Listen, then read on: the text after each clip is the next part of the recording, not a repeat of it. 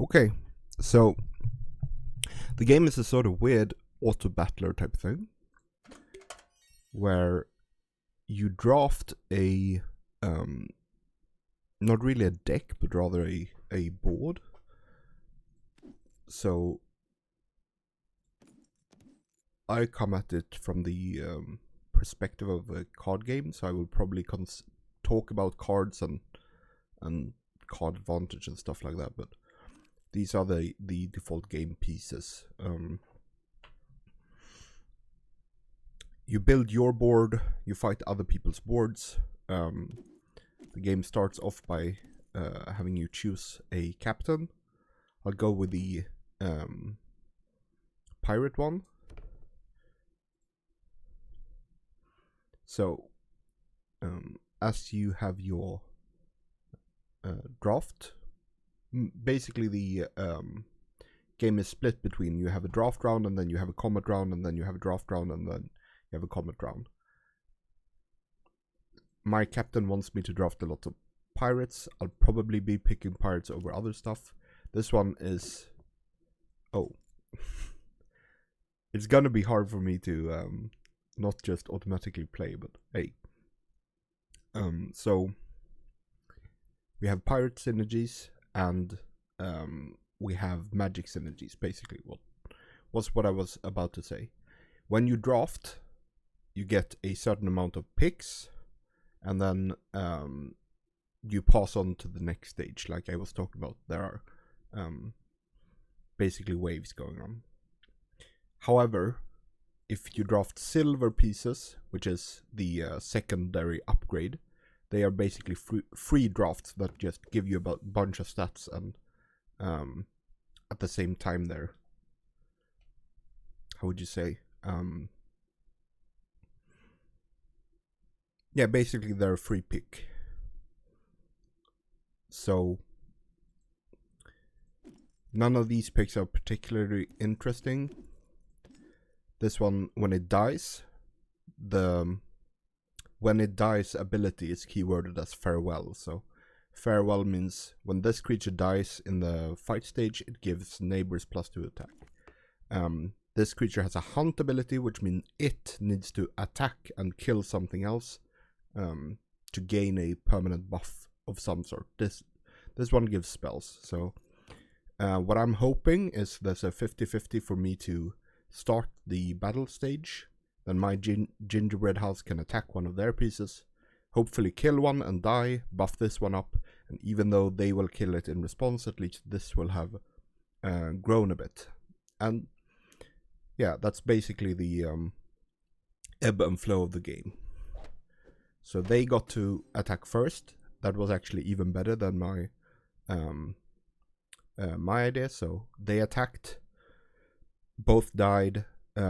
My creature got a buff, killed theirs, and survived, and got the hunt ability of buffing spells. So we don't get spells until turn 3. This is the turn marker. These are the amounts of picks you have left. So you have 2 left and then it's battle. I don't think this is really clear, but for some reason the last choice, instead of having like 2 dots and a sword, it's 1 dot, 1 sword. I don't really know why. Again, this captain wants pirate stuff, so I'll just oblige and go pirates. This is also a hunt ability. He basically buffs the battlefield and leaves a permanent +1. So now if you move him, you can see that's a +1. Silver picks are free. I'll just be taking them unless there's like a great spell up here. So here we can see this is normally give a character +4 attack, but since the plunder penny has killed 2 creatures, it's now +6 attack. I think it's just better to get as many picks as possible. The silver ones are free, so let's do that. Now we have 2 picks left. And it isn't like a fully clear choice, mainly because we could go with the hyena.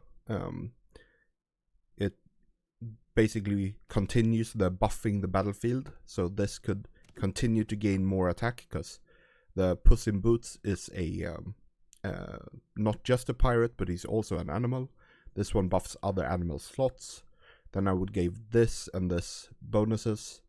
I think I would rather directly use the bonus that Plunder Penny has gotten to make sure she'll be able to continue accrue the advantages, and luckily enough we got another pirate.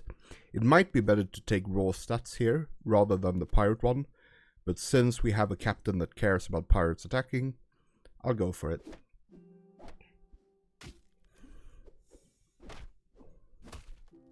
Okay, this is an okay start, because we've been picking greedy stuff and gotten away with it. I think it's time to show off how what happens basically when you want to continue to pick more stuff, but you can't.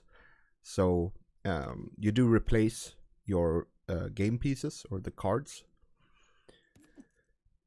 You could make a good argument for basically any of these. The pirate, dude, there are so many puns in this game, and mostly I don't think about them, since this is also a mobile game, so I mostly play it like on the bus or whatever.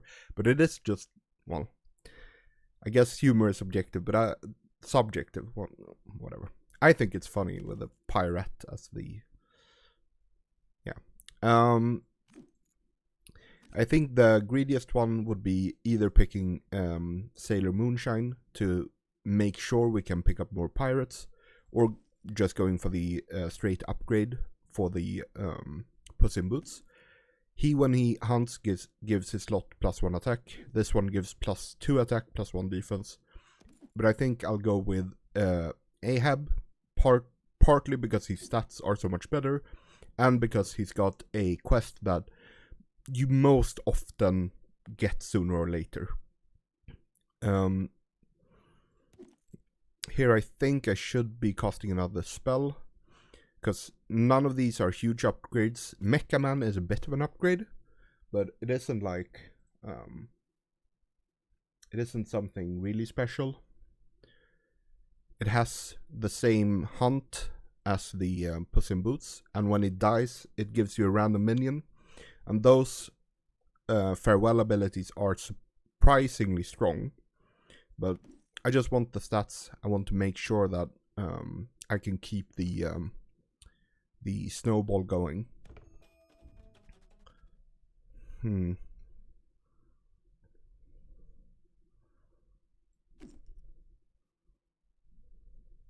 I think we'll buff the Katamari to make sure that none of the enemy's attacks should allow them to survive with 1 HP or whatever. Plunder Penny got to do the last hit, so Ahab did not fulfill his quest. I don't really like any of these. If I wanted to do a fairy build, I could start picking these, which just buffs the stats of the creatures in the shop, but in the long run that might be good, but we are kind of just doing some snowballing stuff. Now I have to decide if I want to, since this is not buffing a creature, rather buffs the slot beneath, I have to decide if I want to just upgrade the first. This is in general, if you want to go for a long run board upgrade, the first slot is generally the best, so I'll test it out. There are a bunch of powerful,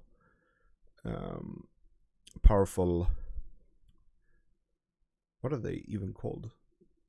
Well, there's one really powerful spell that basically buffs the slots on one of the boards. Here, Anne Bunny is one of the best. It got buffed from +4/+4 to +6/6, so she's a very strong early hunt character. I'm considering casting Silvery Moon on Aladdin, because then when he turns silver, you get a treasure. I'll do that just to show off treasures. So as of right now, I've shown the creatures and spells, but this is the third element. When you upgrade a character from silver to golden, or sometimes for other reasons, you get an option of 3 treasures. So this is Robin Hood's bow. The first character you recruit each turn get +4 attack. Drafty window, recruit abilities, which are basically abilities that happens when you buy a character, trigger twice. Bounty contract, your front row has hunt +1/+1.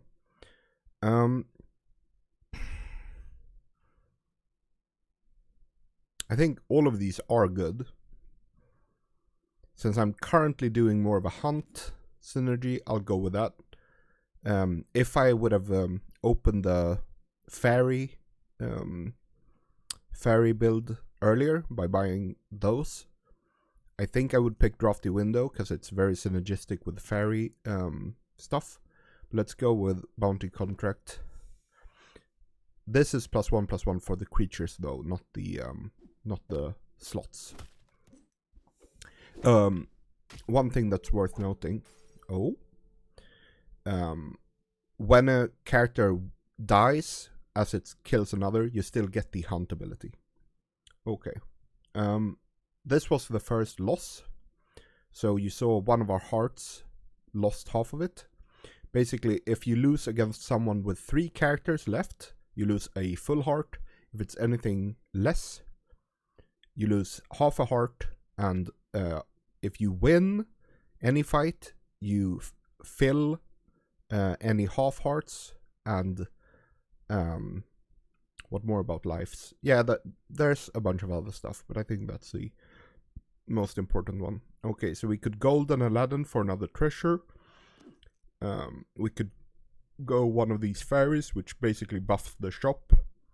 I think we'll go for Aladdin. It gives him stats, give us another easy common tier treasure. This buffs golden characters. This is about villain synergies, and this is about spell synergies. We have a bit of a spell thing going, so let's pick up spells. Oh. Speaking of spells, this is a very random but strong spell, which basically transforms it into one of a higher level. I think rarity is a better word for it, but basically, as you go on in the game, the creatures in your shop change from gray, these ones, to green, these ones, and then blue, and then purple, and then golden, and then technically there's a rainbow level as well, but you have to do stuff like True Love's Kiss to actually enable the rainbow level. So here I can either True Love's Kiss on one of my common ones to get a rare, a blue one, which is on the level we are now, or I could do it on my golden one, because many creatures, when they are golden, double their buff. So Puss in Boots, when he's golden, goes from +1 attack to +2 attack, and the same with her. So I think I would rather have a golden common, but it's not perfectly sure, especially since it's very unlikely that I get another pirate. I will probably get some other random character, but let's go for the high reward play. Peter Pan, one of the worst possible options. So he has recruit abilities, which means, I basically gain nothing from that, because I never recruited him. I transformed him from a lower score character, but he does have fine stats, so he's not worth it to just discard outright. I think I'm just gonna cast the spell. This gives us one of the lowest tier treasures, but it's still fine, especially since pirates care about having treasures. By the way, for the viewer here, if you have any questions, feel free to just say anything in chat, and I'll be happy to read it and answer. This is another spell one. I think we'll just go with that one. This gives the first slot +5. This gives all creatures +2 health. But I think the spell theme will continue to pay off for us. Hopefully, at least. Oh, now we lost a full heart. We can no longer just gain that back by winning a fight. Rather, we would have to do something special to get it back. Davy Jones is another one that buffs the slot spots. If I pick him, which I feel like I want to do, I will lose like 5 base stat on a character, but he's hunt and he gets this both as a hunt and a farewell, so it is a lot stronger, even though he will be weaker for the moment. But we can fix that up by casting a spell on him.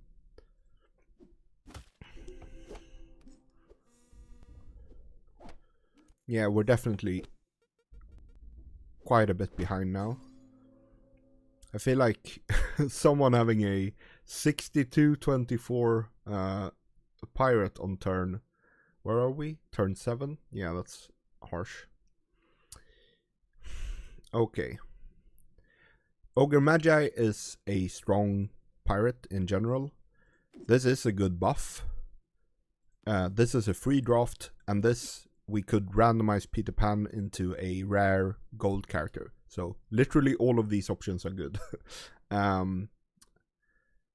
Which I'm not a huge fan of, since that makes it like I could think a lot about it and probably find the correct one. I think I'll go with a free card. Yeah. Actually, since we're behind, since other people have monsters with huge stats, I'll go for the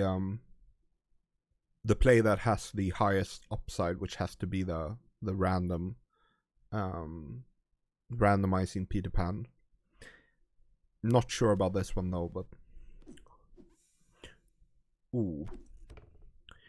3 blind mice is a very strong creature because buffs on them are tripled. So it's a 4-5-9.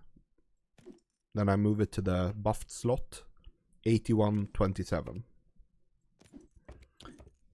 And of course, if I cast any spells on it, it'll get very big. So I think we are rewarded. I still want to have Davy Jones buff up this slot though. Maybe I'm not far enough ahead to be able to do that though.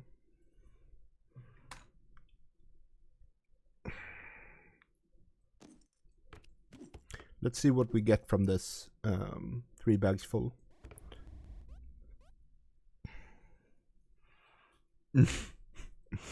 Okay. Basically, these ones don't do much for us right now, and this is a another high ceiling type of card. It means that the next treasure you grab, irregardless of its level, you get another one of. But obviously it doesn't do anything until you get your next treasure. So I think I will move it to the first slot so that I can be sure it kills 2, but yeah.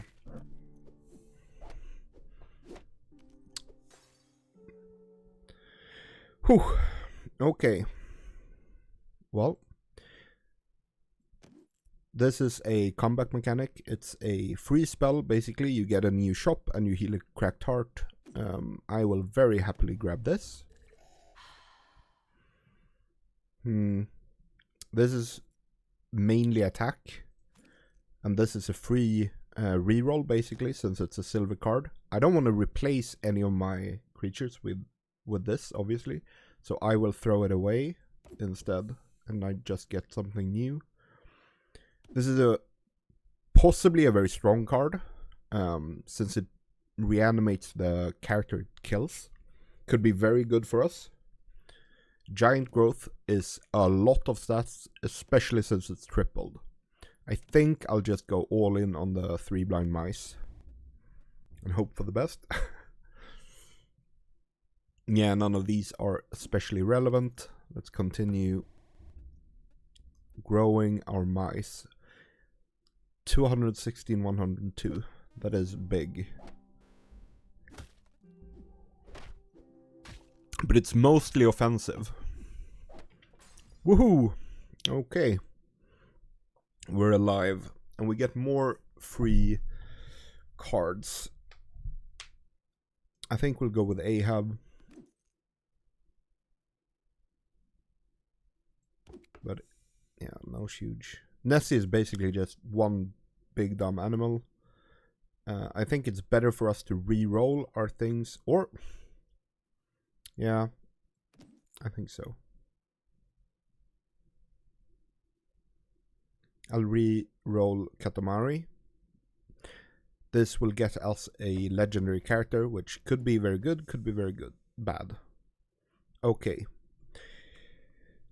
Now I have the possibility to swap into more of a an animal build, because we have got another Nessie.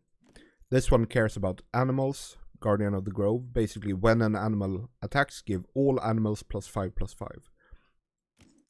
So I think it might be worth it to just replace Plunder Penny with Nessie, and we get a Mama Bear, but I don't.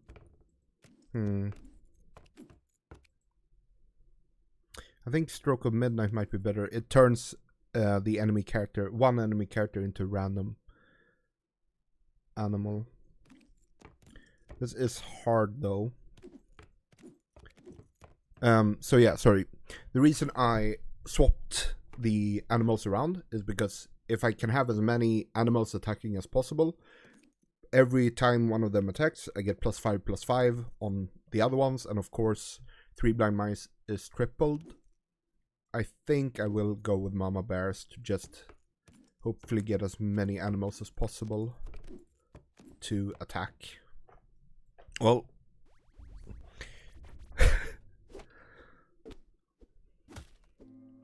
yeah, that didn't work out too well.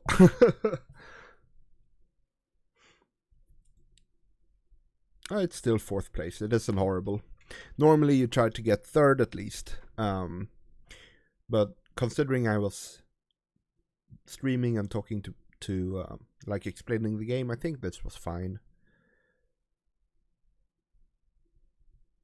Let's go again.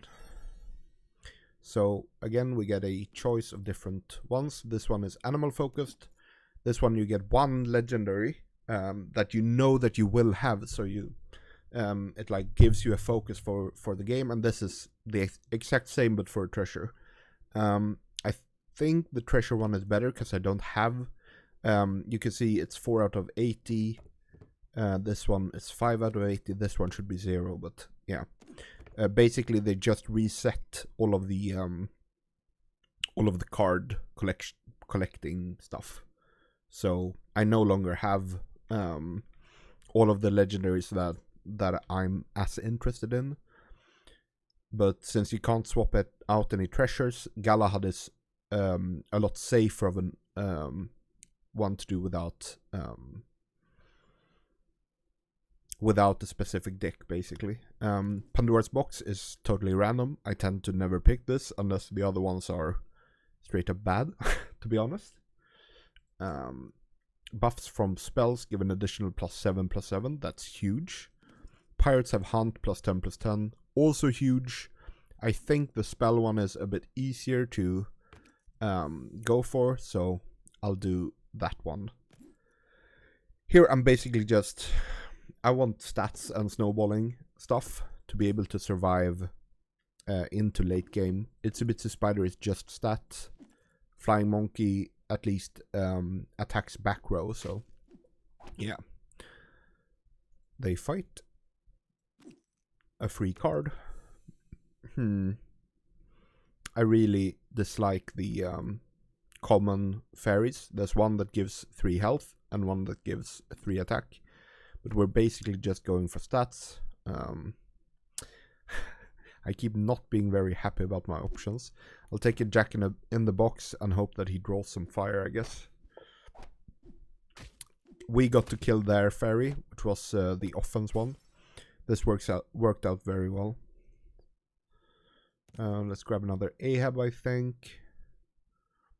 Or we could try to go for fairy stuff, but I think Ahab is better as a default.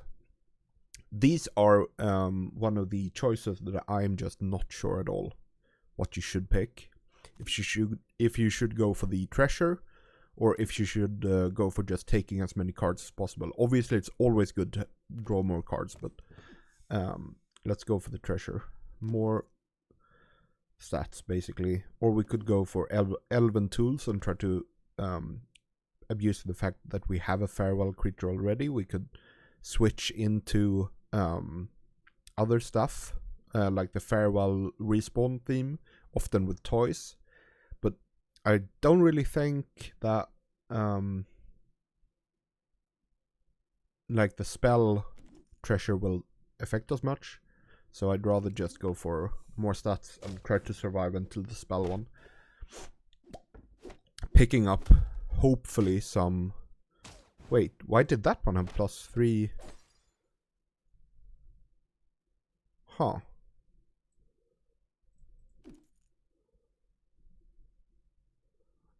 I thought they may have swapped... No, I'm dumb. It was fortifications. I'd already forgotten about it, so... a free card. Let's go for the silvering up of Ahab.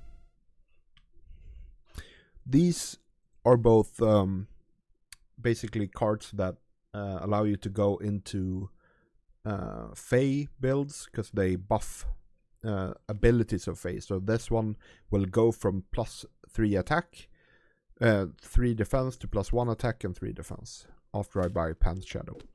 And the other one is the same for defense, basically. Santa Claus is very strong, so yeah, this is...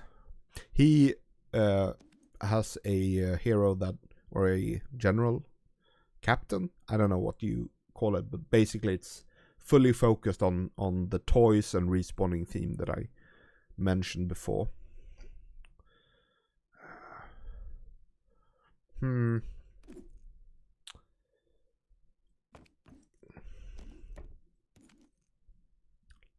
I think this is the first common treasures we find.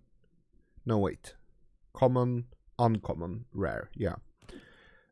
Genie's Lamp doubles the next 3 spells I cast. I could pick this, hope to survive 2 more turns, and start getting spells, which is greedy. This gives us an additional heart. This upgrades pirates, which I have 1 pirate, basically. I think let's go for the greed. Yeah, this is also a loss. Hoof.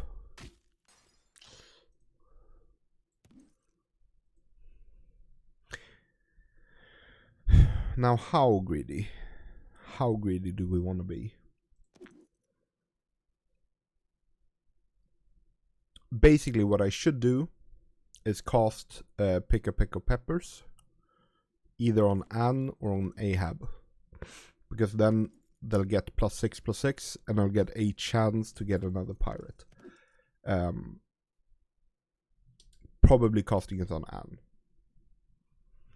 But, yeah. I am too greedy to actually do it. Greed is a fun spell that gives a character the keyword Treasure Hoard. Treasure Hoard gives you +1/+1 for each treasure you have. This is not only an uncommon and therefore just has better stats and stuff, it also has some pirate synergy, so let's go for this. I think we can survive this, but their Cowardly Lion is very big. Flying Monkey didn't attack the actual good target, so that's too bad. Oh! And now we get the treasure from Ahab as well. Let's go with full mage focus. This one makes spells better, and whenever you buy more mages, you improve the bonus to spells. So we'll have +8 bonus to our spells, and whenever we buy a mage, that will be even bigger. So,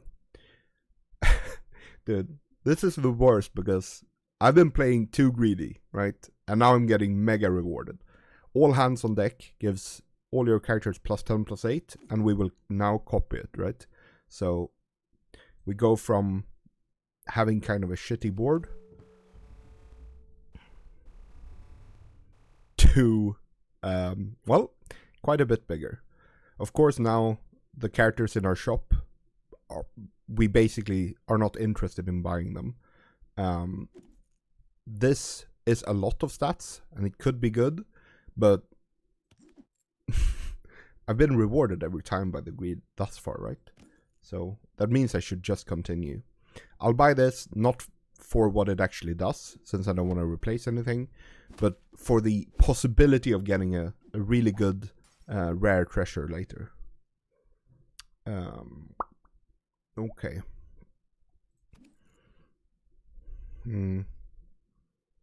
I'll continue that policy hesitantly. This is a mage. Medusa is a mage. I hate Medusa in general. Or I could go for Lost in the Woods, since that is basically just get a new shop, except for the fact that we have doubling spells. So this will get us 2 shops, basically.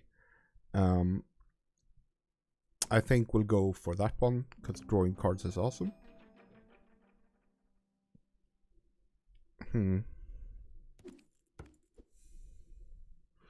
Okay. How greedy am I? Tin Man basically says, have 1 heart, which we do. I would be sacrificing a lot of stats to get a good blue treasure, which I will do. Okay. Mushroom Ring is the greediest pick. Buried Treasure is good because we have a kind of a sub-pirate theme.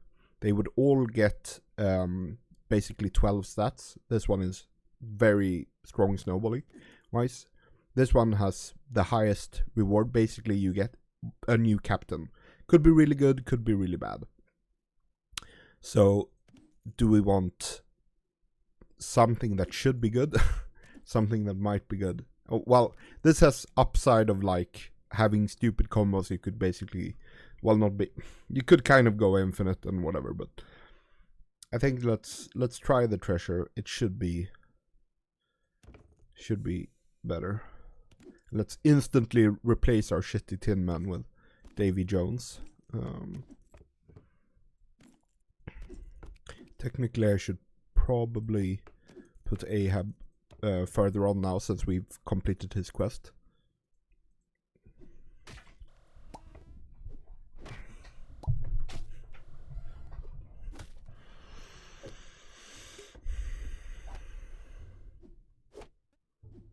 Yeah. I think we are in a very strong spot. Let's pick up Nessie, one of few characters who are strong enough currently. And let's buy a mage, mostly to improve our Merlin's pointy hat.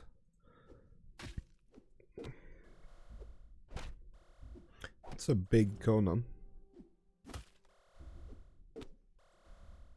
Oh yeah. So we're down to half a heart. We don't have a mage. This is a great spell, especially when you can copy it.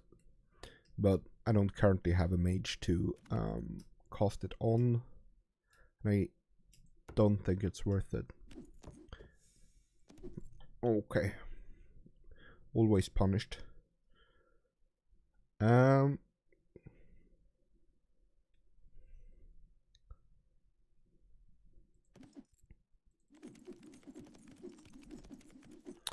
Let's just go all in on Anne, I guess. We continue to be greedy. I feel like we've met this guy like 4 times, but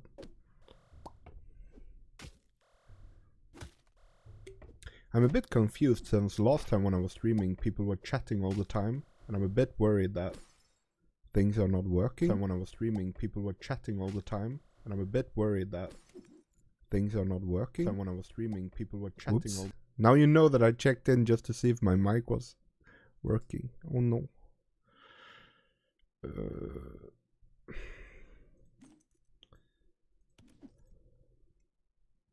None of these matter hugely.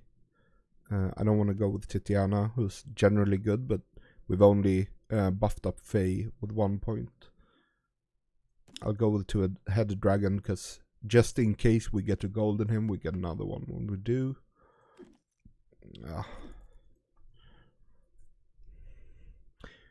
I think we'll now meet the other person who had a rather strong hero. I'll buff up Nessie, even though this wastes our... Wait, what? Oh, he's already silver. My bad. Then let's do it on Anna, I guess. Even though it uses our genie's lamp. I just don't want to go into... Yeah, this dude had a lot of stats. We're not winning this one. Just Nanny McFay gives... yeah, 160 every fight. But it is third place. This was a good placing for this deck. Third, I generally consider to be like a win, because, well, it's a 6v6 game, and you can't, like, if you want a 50-50 win rate, that's obviously not really possible when it's 6 players. I don't really like Dorothy or Maximus. Midas is also a huge, like, a very, very swingy hero. You basically never have to... You skip the silver step, essentially. But you start with half a heart. And this will not be one that's basically possible to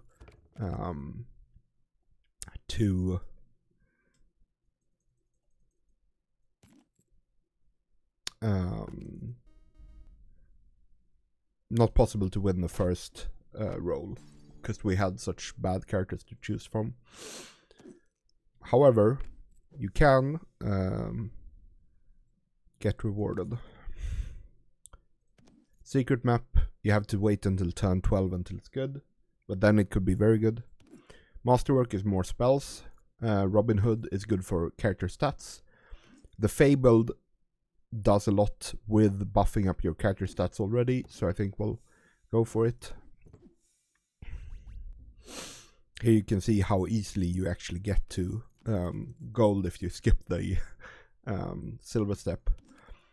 Lucky Chest does nothing for us right now.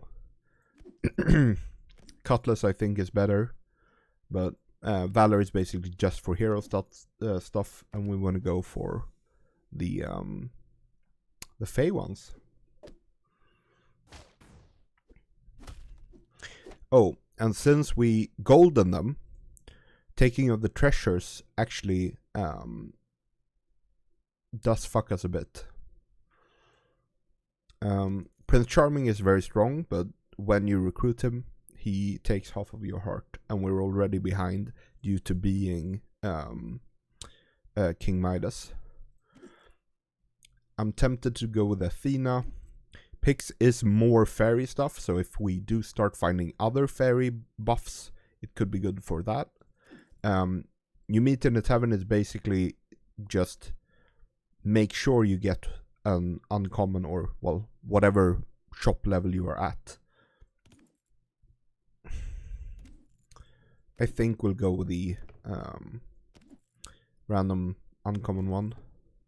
I don't know how happy I was about that, but I found another animal. These are also yin and yang, precis like, precis, swapped into Swedish there. Just like the these characters are health and attack buffers. They're yin and yang characters. These are ones for animals, so they buff slots with hearts and attack, or health and attacks.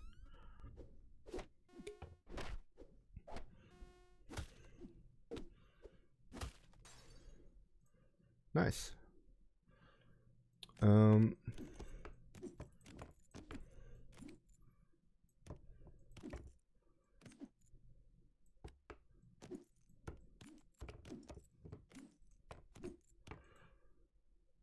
So I definitely want to go with more animal stuff, but I think I'll go Cowardly Lion.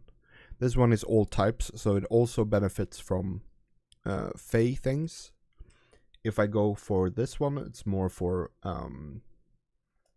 wait, how do you say it? Like being open in the draft. So I could switch lanes back into fairies. I think I'll go Cowardly Lion though. Well, directly get fairy synergies. Well, not synergies, but more fairy stuff. I think I want you there.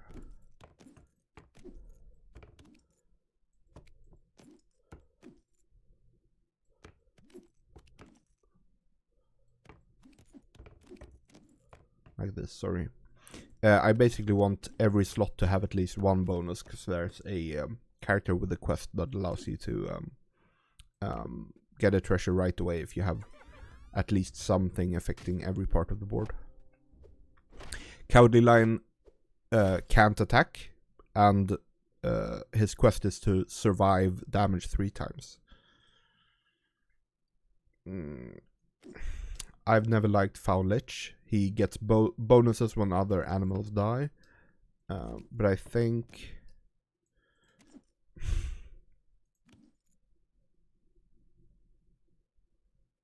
yeah, I think we'll just go for the full swap.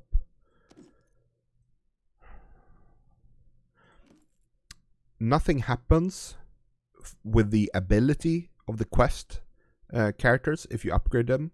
I do think that the game designers should change it so that if you have a golden character who succeeds on a quest, you should get a treasure of 1 level higher, but that isn't in the game. But this character goes from +1/+1 when another other animal is KO'd to +2/+2. So I think it's better to go for Foul Lich. I don't love Warp Engine Drive because it doesn't give actual stats. It just changes the order of attack, which is good, but the Fang one could be strong. I don't know. Let's go for it since it is Snowball, and animals tend to just want a lot of stats and go harder. They're not hugely synergistic in late game.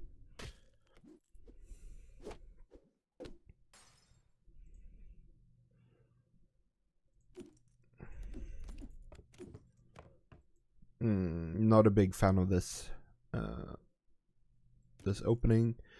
I don't like this spell, especially if you haven't buffed it, but it's better than not gaining anything. This buffs bottom row stuff, but I don't know. I would have liked another animal. I could go for Ahab just because, well, you most often get his quest, but I kind of like having my Foul Lich in my last slot, and I don't want to move stuff around for him. Obviously, Silver Moon does nothing in this for this character, since you skipped the silver step already, so it is just +1/+1. In that case, I think it's better to buy this one, moving it around like this, which I think is fine.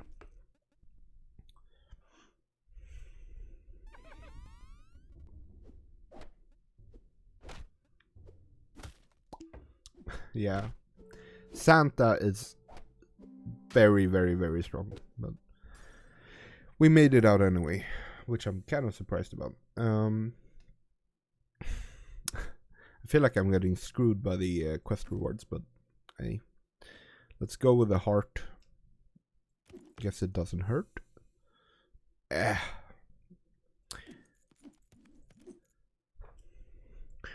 Dash, especially together with Slash, can be very strong, but I just didn't go for it. Like none of these, so let's just pick one. Anne is obviously very strong, just basic, has a very strong countability, and she happens to be an animal, and I happen to have a snowball thing for the first slot, which you do want for your hunt characters. He will get to start, and he has a very strong ranged, so yeah. This one is very bad for us. Luckily, we do have an extra heart, so... Oh! And we cleared it good enough to only lose half one anyway. Let's replace our Cowardly Lion, because this dude, when he becomes golden, turns into a legend of a high rank, so... It's a fairy. It really is the game where it constantly goes between animal and fairy. This allows us to keep extra treasures when we golden stuff, which we do a lot on Midas, obviously. This gives us an additional captain, and this gives us common treasures whenever we get dragons. I don't think the dragon one is relevant. Golden one could be very strong. Co-captain one could be very strong, could be very bad. I'm tempted to go golden because we're doing Midas. So I'll pick this two-headed dragon that if you were one of the ones who were here before, it basically you get to keep extra treasures already. Since I have this, I'll be able to keep all 3 treasures, which often isn't that good, to be honest, but since many of them are like, oh, your toys gets better stuff, or your whatever gets buffs.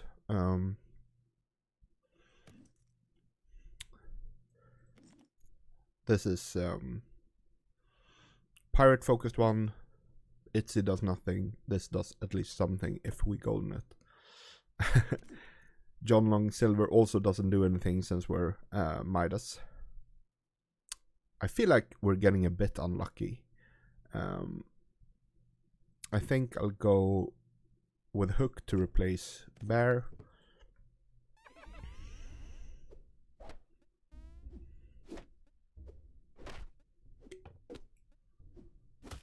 Well, that worked out. Oh.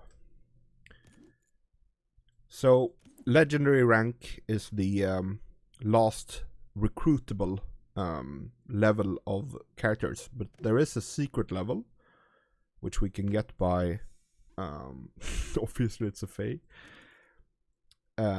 This one is the secret level of characters, so you can get random ones by upgrading legendary ones, so I tend to like doing that. Echoing Fae is a very strong character. I don't know how relevant it is right now, but I think it is better than Hook, so at least it doesn't feel like we got screwed out of that. This basically gets us a better treasure later on, which normally I wouldn't be fine taking, but since we get both treasures, feels okay. This is only for, well, not only for, but it's mostly for the toy build of having stuff dying and respawning. So since Oberon buffs these, he also buffs the Fae. And whenever creatures die, Fowlish buffs itself, and then she buffs as well. So I think in general it's good. Here is an actual exception for the silvering characters doesn't mean much, since we can't buy the gold version of not legends but secret characters. There is a spell just like Silver Moon to turn a silver character into gold. You don't get the treasure, but often the abilities of secret characters are so strong it's worth it anyway. I think we will go for the mice, even though it is a bit of a downgrade in the beginning. Well, yeah, hardly. Okay, I don't do maths, alright? It isn't my thing. I just don't do it well. Okay. Now, since he was legendary, we get secret buffs, and these were bad. Well, not too bad since we have Echoing Fae, but this is basically if I cast a single target spell on something, I cast it on everything. The reason I don't like picking this normally is because, like I said, I like the upgrade a specific character one level, And of course you don't want to do that on all your board, because then who knows what creatures you'll have. This makes every character into every type, which is good in general, but I don't think it affects this board very much.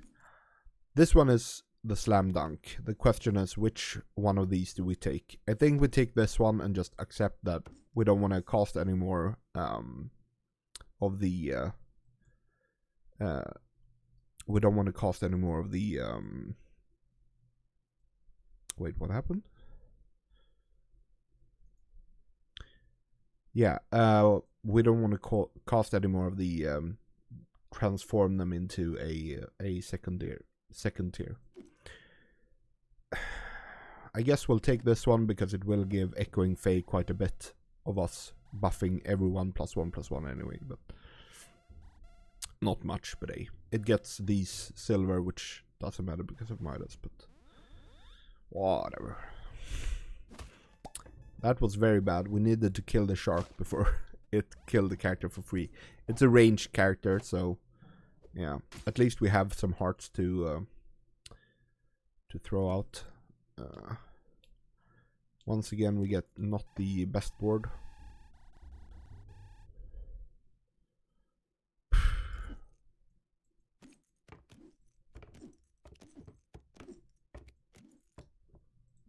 I'm considering Presence of Gaia.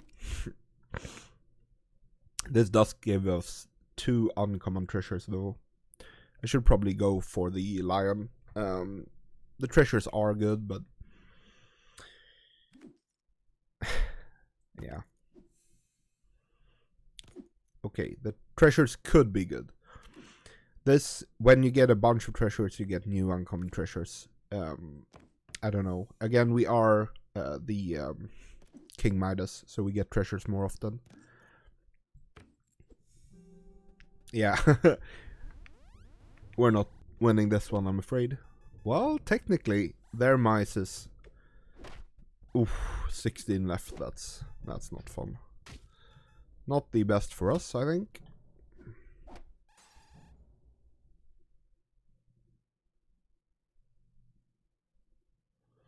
Oh well. Wait, we lived? Oh. I opened up the stream because I was so sure that we were fucked anyway. Huh. Well, I guess that worked out. I don't like these. Let's go for shrink.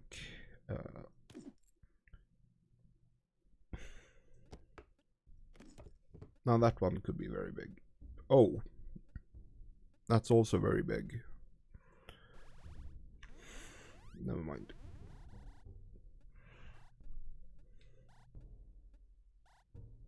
Well, that is a lot of stats. Yeah. Since it works with Echoing Fae, basically what the spell I just cast on everyone is it matches the stats from the other. But since Echoing Fae, whenever another character gains stats, it gains the stats. So that worked out better than I first thought. And now we have Midas Touch, so everything gets to be bigger. Or, well, everything gets to be golden. But of course you don't gain treasures for this, but having her get double any other buffs is too huge not to do.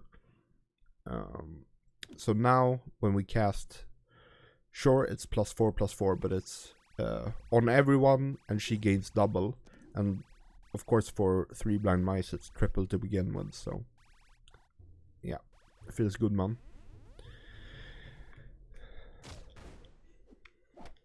Wasn't that like a jump of... Wait. Oh, it's because the +40 gets tripled. Dude. This is working out better than I thought. Let's grab a Merlin. We can replace Lich. Hopefully this could have been a +1 on any character. Because whenever you cast a spell, you get all characters +5/+5. And of course that is tripled here, and she gets everything. But let's just do it once. Yeah. Now she's a rather large Fae. I'm still a bit surprised that no one has commented, since last time I had fewer viewers, but a lot more comments, so, or chats, I guess. Yeah, so that's a win. When you win, you get some stat points, that doesn't matter, but you get cards for the deck you played. So when I was choosing before, it was 1 of 80 or 0 of 80 or whatever. So whenever you win, you get points, and when those points cross certain thresholds, you basically have another get another card for that deck. So yeah, that is the game. I like it a lot, and you can play it on mobile as well. I am not in love with these characters, to be honest. I don't like them at all. Let's do a cheap restart. Don't tell anyone. Now we got ones I like a lot more. Let's do a run with Lamppost. Even though I don't consider him that great, especially when I don't have my own deck built with him. Oof, yeah. This one is a legend built around having buffs on your board. This is built around having treasure, and this is built around casting spells. None of them are especially good, to be honest. Let's go with Daedalus, I think. Bahamut might be better, but let's just go for stats. Yeah. Not a huge fan of this one, to be honest, but let's see what we can see. Since it's a ranged character, the buff of only attack is perfectly serviceable for him. And since we're going for stuff that affects the permanent board, yeah, we're getting screwed here. Forgotten Present is not very good, but it allows us to start gaining up advantages. This is the same. It's not especially strong, but at least we already start building up the bonuses on the board.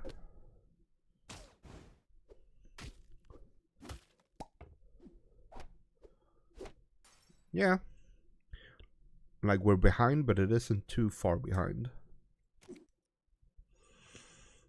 Baby Bear is more buffs on the board. I think we'll bring on Ahab.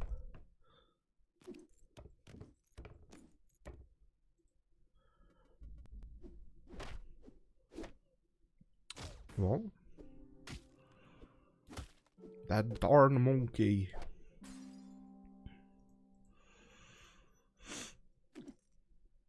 Boon Willow is a strong character for this build, so I think we'll replace our spider with it. We keep gaining stuff that should be, well, maybe not strong, but at least it is synergistic in theory. Oh, a lightning bolt here affects this too much. I think that means we'll lose, yeah. Spending an early cost on a lightning bolt is greedy in my opinion, because, well, I guess it's the literal opposite of being greedy. But it always feels bad when your opponent throws away their long-term advantage to destroy you in particular.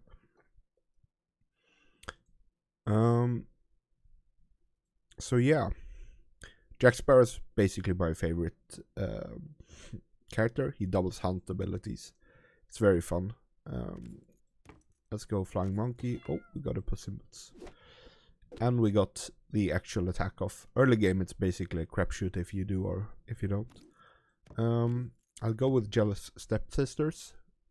She needs to deal 6 damage and only has 3 life.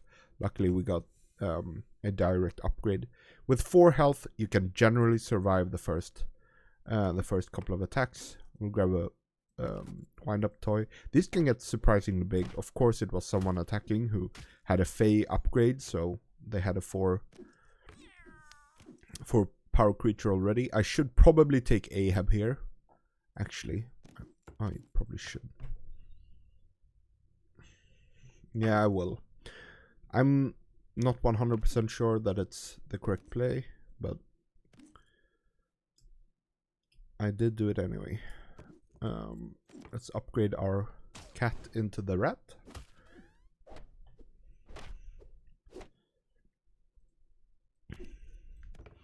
And let's swap up the sisters so that she can complete her quest.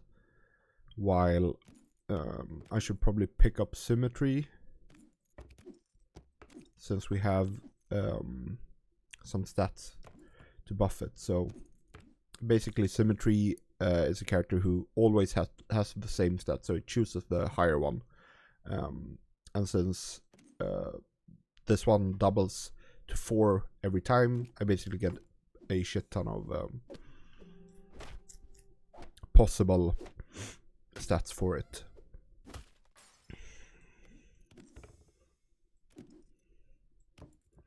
This gives +5 attack for the first character. Davy Jones is once again an upgrade for Pirate. I should probably do this though. Swap him over a bit. This is possibly the best character for this at all. I will swap it. Yeah. If she starts snowballing, then we do win. Since it's +12/+12 this early is just too much, basically. I think I'll take Shipshape Inspector here. Its quest is fulfillable. We have a Davy Jones. We will get there sooner or later. It's more a question of when rather than if.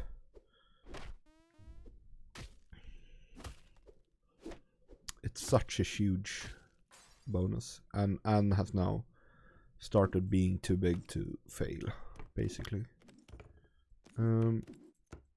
Now the question is, how do we make sure Davy Jones even gets a turn to die on? I don't think we will actually, but it is what it is. Let's keep buffing Annie.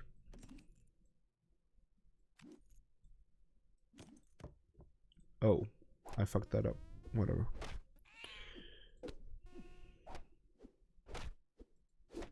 Oh, and he got to do his buff. Then we get the quest. I mean, it is okay. This one I should probably take, since we're only at turn 8. It tends to go to like turn 14, so we get some treasures from this. I think we'll take this instead, but I kind of like Energizer in general. I think we will. I don't know what's correct. Okay, here Scar is very strong. Since we double what Scar does, he's a lot stronger than he should be. Let's replace Pirate. Wink is good as well. I keep getting great supportive pirates, basically, but holy shit, 50 is a lot.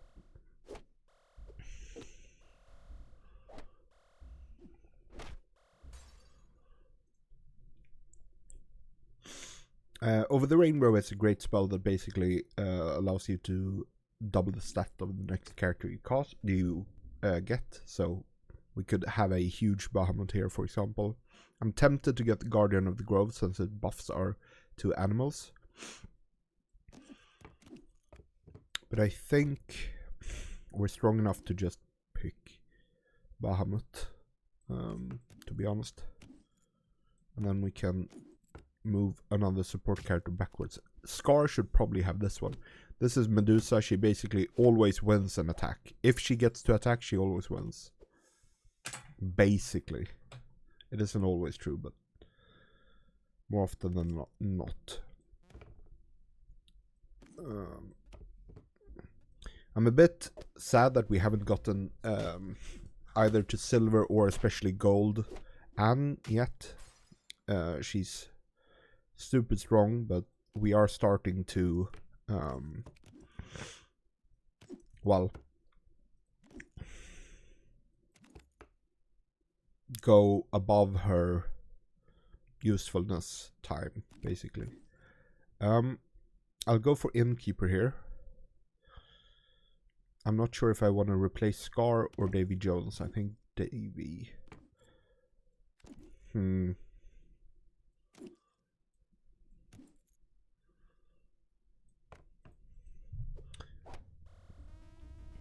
Well, a successful hunt, one at least. Unfortunate there, since she had so little HP left. We finally get our Davy.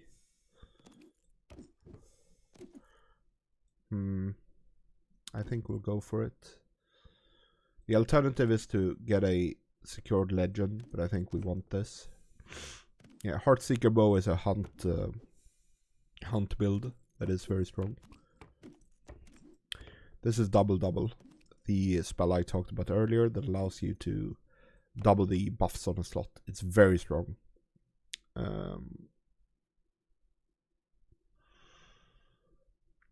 I think I'll even go past coming closer to getting a blue legend, a blue item. Yeah, huge mouse. It's weird because the mice really aren't good. I'm not used to it being good because I've been playing so much when everyone has full decks, and then synergy is better, but right now stats is just like king. So seeing several of these games come down to who has the bigger 3 blind mice is kind of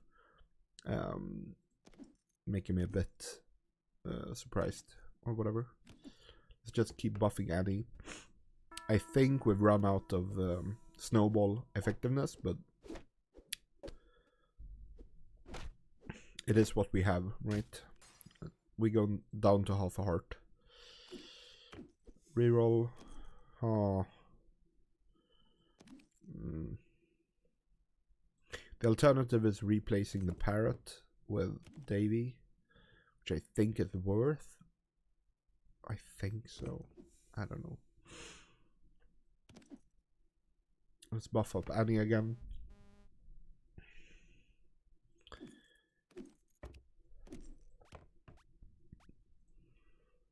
Yeah. The mouse is huge. Yeah. Look at how many treasures they have. It's 3rd place, that's fine. Again, I tend to view getting at least 3rd as good. We also got a good card for the deck, so I don't like these options. Let's go with Professor who is another spellcaster, which is good, but he's not my favorite spellcaster focus captain. This is a villain for her quest, and it also buffs possible pirates. There's one good spell pirate, but I don't think I have her in the deck. She has a hunt to buff spells. I had her in the first draft we did. Let's complete the quest. This one feels fine.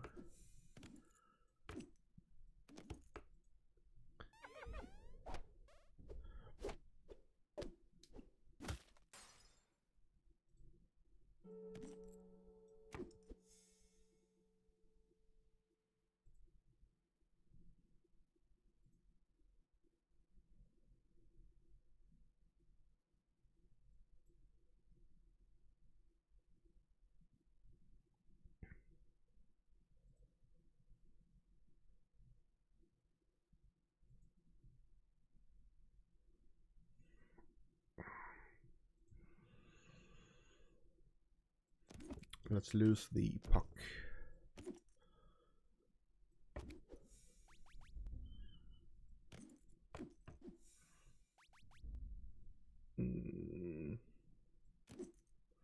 This gives a bonus to the first character you recruit each turn.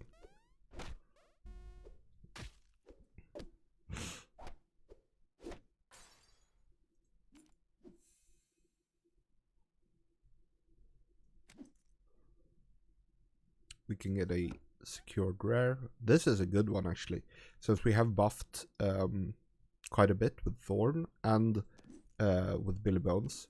This one basically, when he dies, he summons a random character and gives it his stats. So he's surprisingly strong here.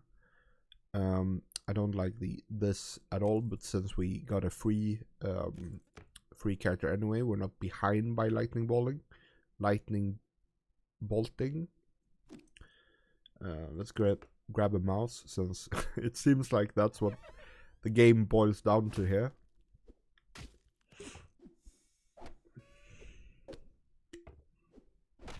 Yeah. It's also weird because in times like that, it feels really bad to have lightning bolted, of course, because you were running them over whatever you did. And then it sucks to have wasted stuff on lightning ball. We're not doing well.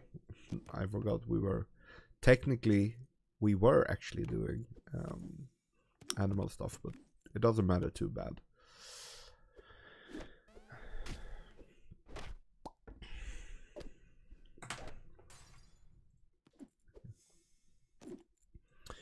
Let's just giant growth the mouse. This is one of my favorite cards in the game. It has a recruit ability that means that, or that basically allows you to double the next spell you cast. I think here I shouldn't go for it though. Basically, we're all in on the mouse. Basically. I'll replace Ahab. But this is, in general, a card more for pirate decks, or at least hunt decks, but this is direct stats that affect the mouse. Let's do a reroll here. Free card. Big buff. Now the question is, I think we do this swap around. Since this since this buff affects both the goodie bag and the character that spawns on the same square, I do want to go with that one. And let's throw some more on the mice.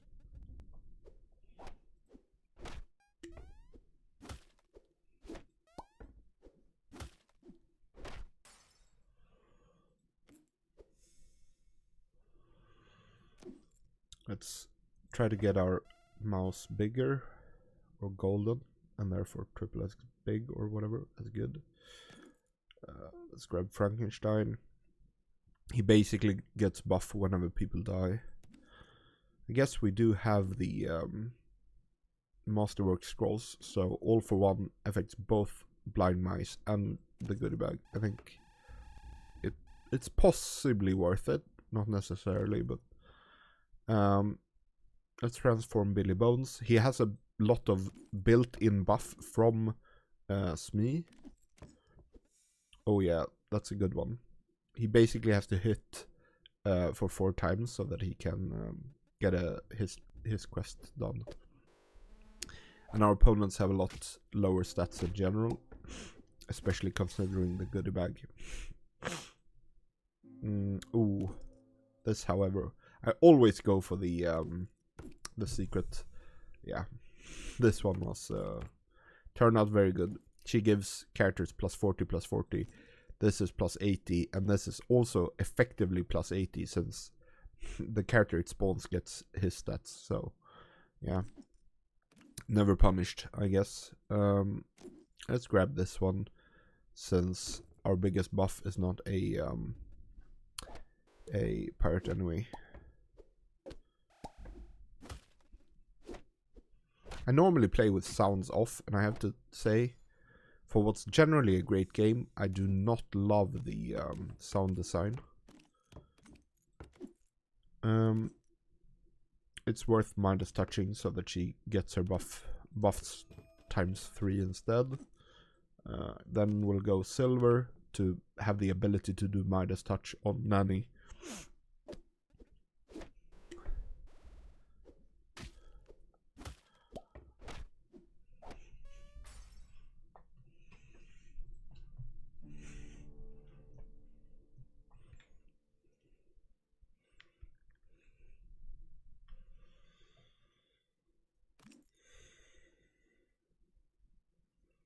I don't know about mix or match. Like 3 blind mice should be bigger than anything the opponent has anyway. But it basically doesn't hurt, I guess.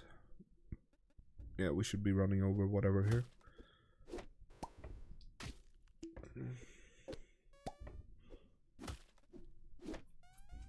So yeah.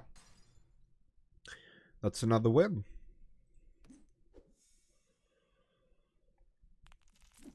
Here you could definitely see the bonus shops giving us quite a bit. Ooh, that's a good drop for this deck. Let's actually go and put it in directly. This is one of the cards I've definitely felt I've been missing. Somehow it auto-added, but it hasn't added Aladdin. It buffs spells, so obviously it's very strong in a spell-based deck. For obvious reasons, right?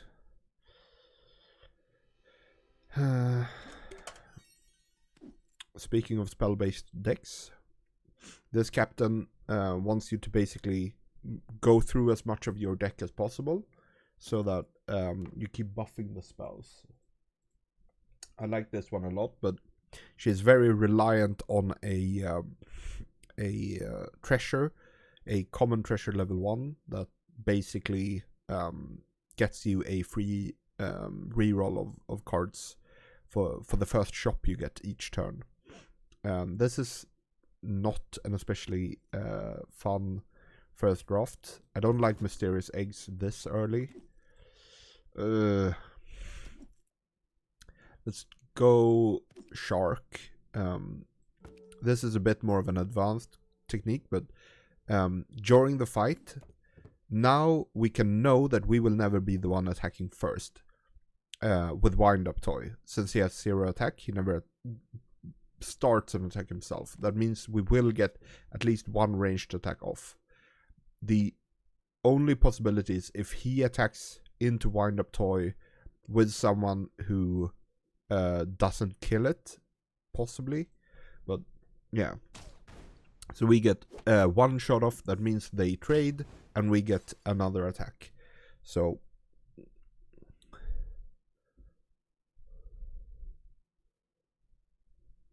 I don't like Puck as a first pick, no.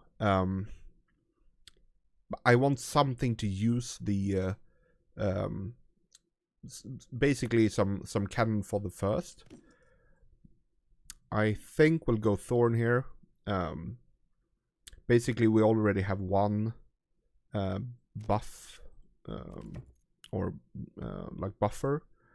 Possibly I go for Gingerbread here, hoping that I can attack and buff Shark, but I'm more comfortable going Thorns since I want to be churning through the shop and therefore will be finding silver ones.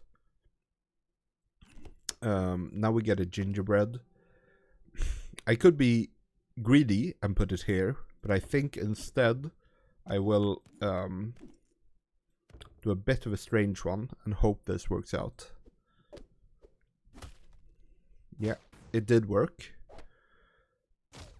Sweet. And basically, with any late game champion, you want to be able to do as much of this micromanaging in the early turns so that you can keep ahead. And basically we are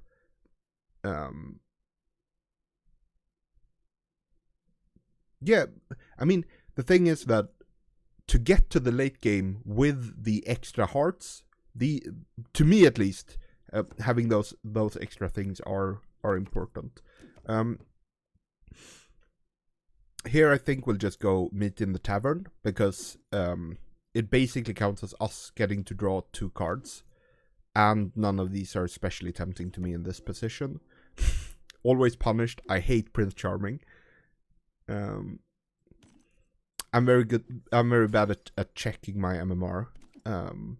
This silver one is not only a good buff, it also again counts as a card for our character, our captain. Sorry,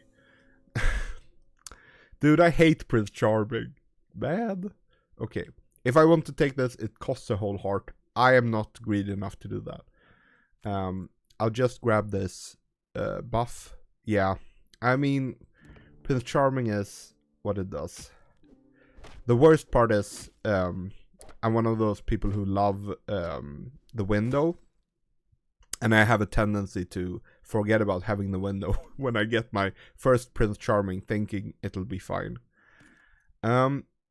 Since we buffed, actually, I will go for We Meet in the Tavern. Always punished, whatever. This is fine. I haven't buffed any slots yet. I have picked at least Thorns, so I do want to start picking up stuff like Pan's Shadow and the other one that I can't remember what it's called.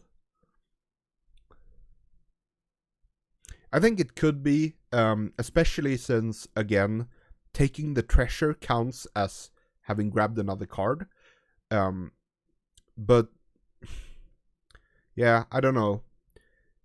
I guess it could be good basically just for the Lost in the Woods pick. I think if I considered it a bit more, I would have taken it, but I don't like having Shark as my first if I don't know I'm going to actually be the aggressor. Like here I can be pretty sure he gets a shot off since Prince Charming has so much toughness. So people would probably, like, there will be 3 trades and I'll get to shoot. And they will either have attacked Charming twice, or, like, they can't just attack 3 times. Obviously some people have super high attacks anyway, but yeah. I think you get what I'm at. I love Two-Headed Wizard. I think it's one of the best characters in the game, especially on this, of course.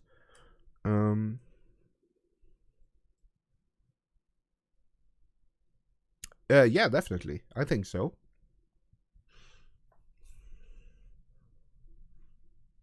If you can be sure that they actually get to shoot, and you can never be fully sure, but the best is having it first slot and having the warp drive or whatever it's called that allows you to always attack first, because then you can obviously be fully sure. But other than that, I'm not super high on the ranged ones, to be honest. We could now get our snowball super big. I don't like snowball if I'm not at,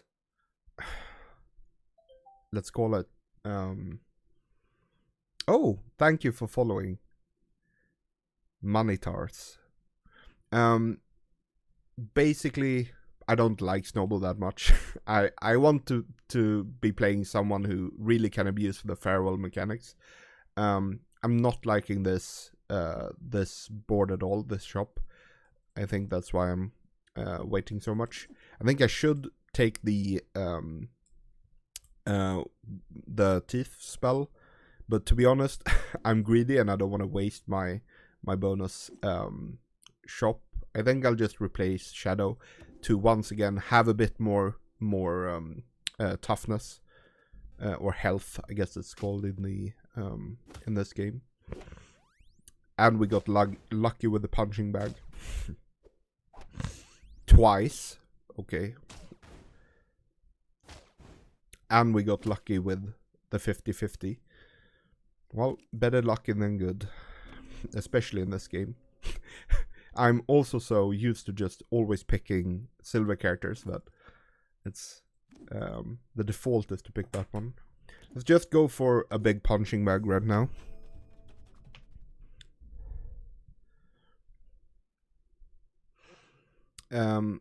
Since the punching bag wants to attack on its own anyway, I think it's more for character like Stinky, characters like Stinky. It is worth noting that Shark now only has 5 attacks. It isn't like I should either replace him or buff him. I think we're at +3/+3. Yeah. Wait, doesn't Punching Bag get his +2/+2 when it's shot? I love Slash and Dash. They can be really strong, but I want to buff them a bit more first. Let's take Thorn here. I love them the most when I have the... Is it called Winky? It's a hunt character that allows Faze to get buffed. Their buffs are increased, basically. Speaking of Faye...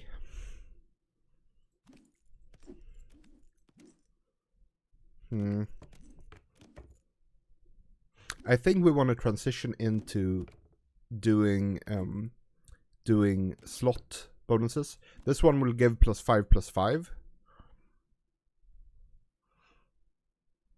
Oh wait, I know why it's so hard to see the chat. If I do this, can you try typing again?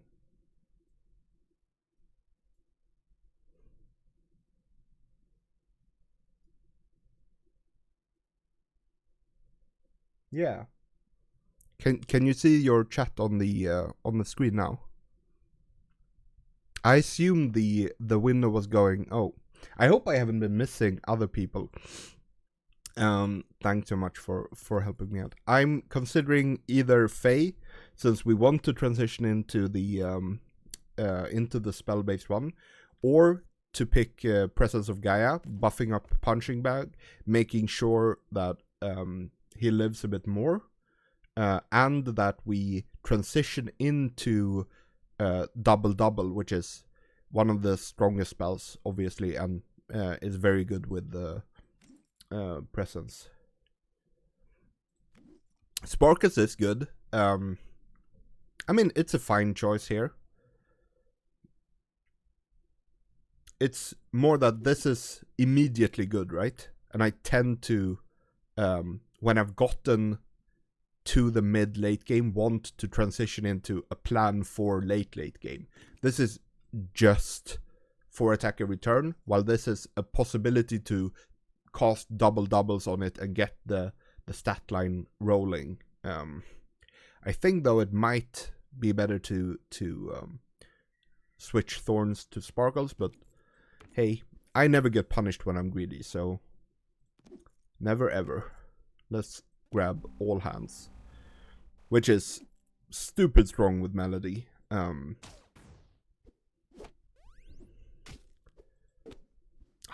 That's an unlucky one. It's just half a heart. I'm not a fan of these.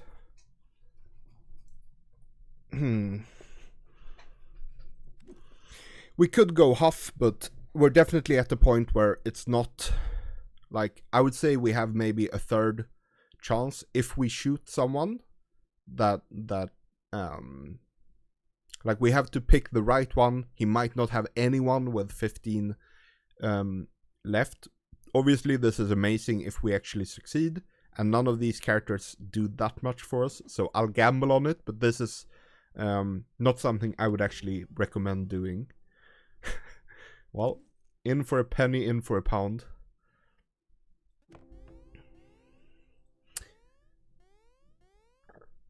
Well, +7 at least. I do feel like this one should be buffed so that if a character that is shot dies, every buff works. So that, like, since both of these shot the same character, which was lucky to begin with, both of them should have gone off. But oh, Abracadabra is exactly what we want as much as possible right now.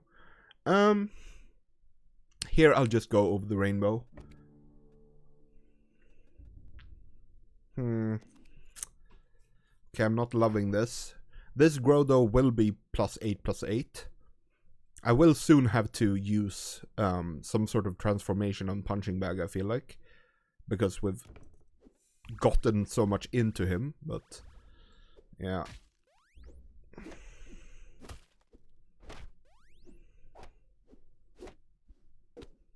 At least it's only half a heart again.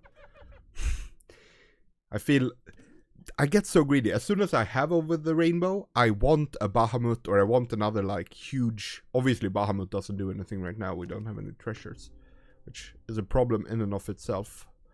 Well, never punished, I guess. Let's go for Captain. Oof. It was so long since I've played with Panda, so I kind of want to do it, but I don't have any Panda stuff at all. Yeah, Goodie Bag is the summon a character and give it this character stats, right? The toy one. I think so. This is a big choice, but I think I'll just go with Panda.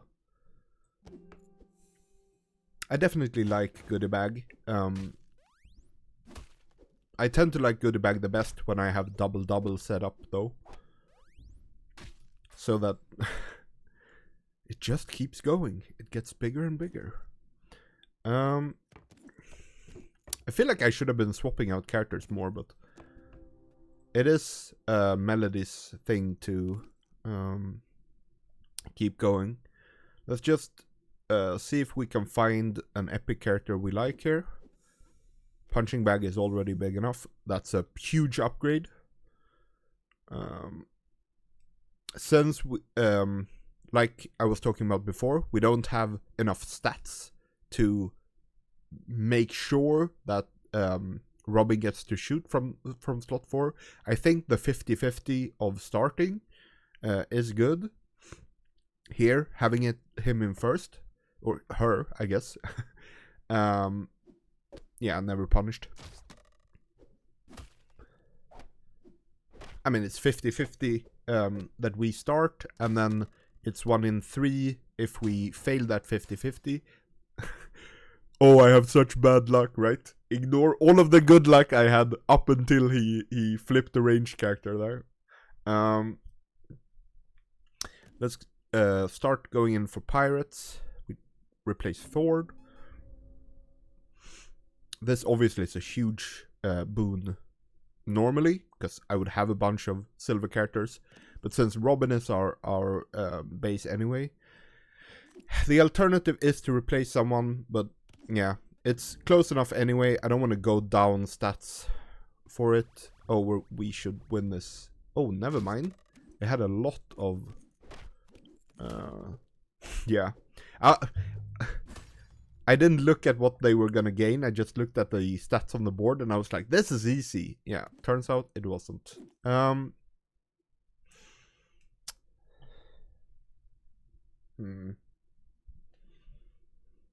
Yeah, once we're at this point, you can't go down too much in stats.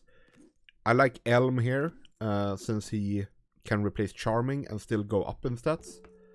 But, yeah. I hate playing against this guy, but yeah. Lucky us, he got to attack before. With Titania? Nah. I would not have liked that. Yeah, Phil is not my friend. Wait, I can't... I think there's 2 people left to fight against, right? So if it's that guy, I don't need to buff Robin. I would rather buff Hook, probably. Yeah, let's buff Hook. Plus 14 is big enough. Abracadabra is amazing here. Oof. I have a tendency to always go True Love's Kiss. Let's go for the Legend of Elm instead. His legendary treasure.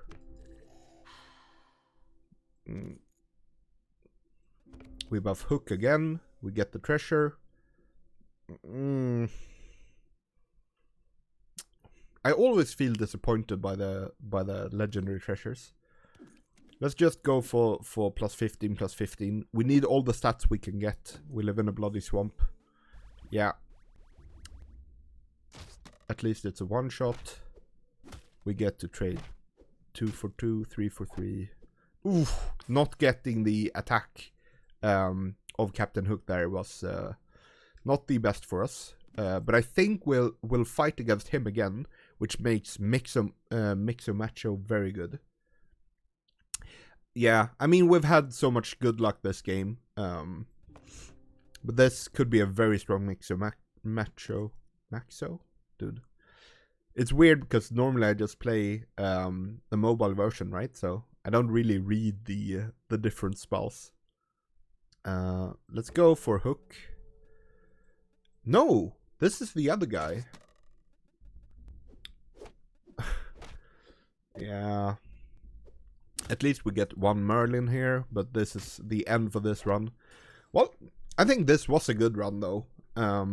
We definitely went for the high rolls and got rewarded. It's still a third place.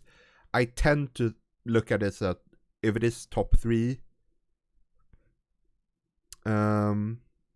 Honestly, I don't recall. If I get top 3, I'm basically happy. And on top of that, I got to high roll some transform characters. And one of the good things, of course, is that you can re-go again. Ooh. All of these are characters that I don't like after the reset. So if I have the full deck and can build my deck for Dr. Agon, then I like him a lot. Right now, yeah, sure, but then you have to have Wink, and you have to also get it early enough in your run so that it starts paying off. But I'm gonna do a cheap ass restart of the client, because I don't want to play any of those decks, to be honest. And instead, let's reroll. We get Skipper, Chucky, and Electric. All of these are also bad. Well, no one saw anything. I didn't reset my client. I just got new heroes. Let's go for Electric. I mean, at least I can have fun with that one. The other ones I really don't like. And I get a shit start. Well, meh. Let's go Rose. Let's try out, see if we can get a good fairy stack rolling. Quest character. You like Jack in the Box? I do love him when I'm the whatever Pinocchio's dad is called.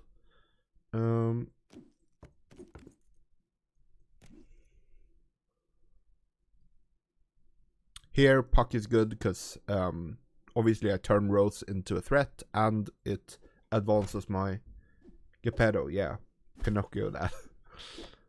This is just half a heart, though I'm already feeling that this might be a short run. Let's try to high roll then. We get a free reroll. I think I'm just gonna abandon the quest and go for Ahab, because I like that quest quite a lot more. 5 on turn 2. Wait, was it turn 3? Yeah, it was turn 3. We're at uncommons. Still, we got the Ahab quest. Hunt is very strong, and this... Oh, never mind. Yeah, I forgot. I forgot what character we're playing. Electric. So now, basically, the hat is at least double as good. And I love playing mage decks anyway. So let's try to find a mage to play. Or let's just use the hat directly, since it's already strong. Let's buy Santa and replace Rose. Actually, Ahab has done his quest. We can try to luck out a bit. Yeah, he survives that, spawns, snowball, and trades. Dude, Santa when he works is so stupidly good. Ahab. Let's get greed on Santa so he can start attacking on his own. And we find a mage. Dude. Again, rewarded. I didn't even look at getting the ranged dragon from our whatever he's called, the frog. It is going well, yeah, very well. Like, we're turn 6 and our common buff spells are giving 610. I should probably just throw this on Santa, giving him 12 attack and 20 like health. Yeah, let's just do that, actually. I was considering swapping Puck here and putting Phil here, because I just hate that character, and using him myself is good. But let's just accept getting Santa buff. Never punished, always. Ooh, well, if you thought that Santa was big before, now the only problem is my characters. Yeah, never punished. Santa doesn't even get to attack. 4964 Santa turn 7. Okay. That's fine. It's perfectly serviceable. I guess we're going for the recruit one. I'm just gonna go for blue characters because I want the fairy ring, whatever it's called. Pew. The only problem is when you're winning this hard. Oh, nice! It was only half a heart we took. You don't get to go to late game because you win too hard. I don't like any of these. I guess we can go for the farewells are also hunts. Thinking really late game. It basically means that recruit abilities are also farewell abilities, which means that the two-headed wizard becomes stupidly big. Let's go tome, I think, or set tome. It's a bit too early for midnight to matter. Phil. At least it was only one attack. 2 attacks. Oh, damn, that's a big hook. Well, let's go for Navi. Free Santa, making spells plus 10. And the Fae.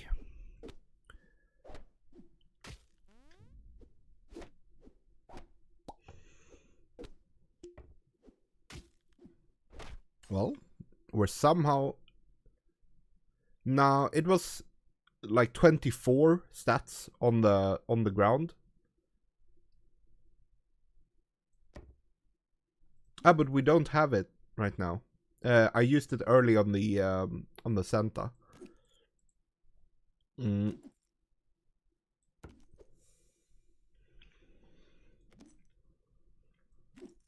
I think we need to buff him up again, actually.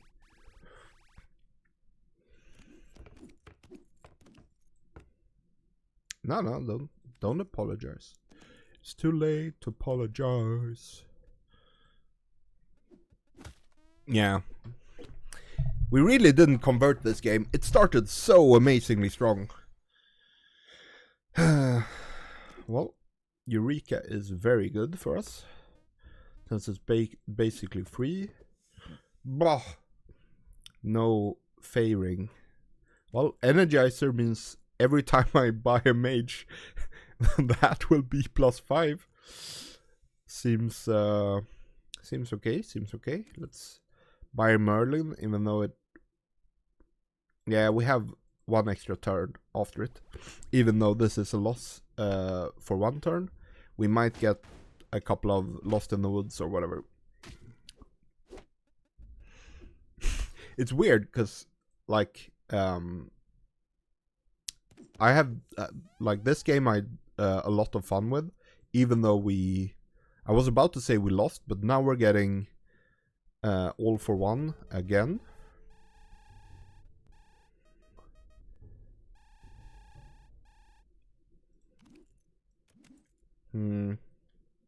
This is 50 stats. I think I'll put it on the ranged character. Right? And then hope we win the 50-50 1 out of 3 later. Oh, it's even more because of the Merlin. Yeah. With 2 Stroke of Midnights there, like, he was already ahead of us a lot in stats anyway. So, yeah. But, yeah, 3rd place, again, I have to consider it a win. And I really enjoyed the game. Let's check out the profile. One thing that's sad is I went from like 1,500 games to no games. We're at, almost 32 now. Also, the wins are bugged out because a lot of my early games were not recorded the wins from for some reason.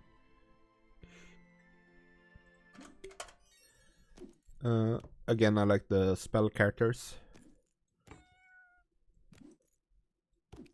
Smee is good. Smee is one of my favorite first picks. Let's go for picks here. And flying, I think. And then we rearrange like this. Oh. This is a great early fighting lineup. Let's go for a free character.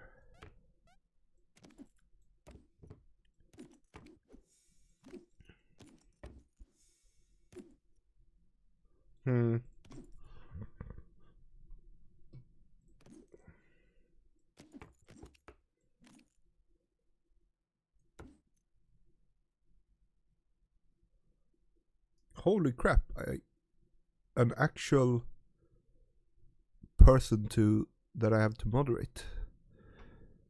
My first ever person who comes in and spams something random. Block? Does that remove his actual message as well? Fuck yeah, first ban.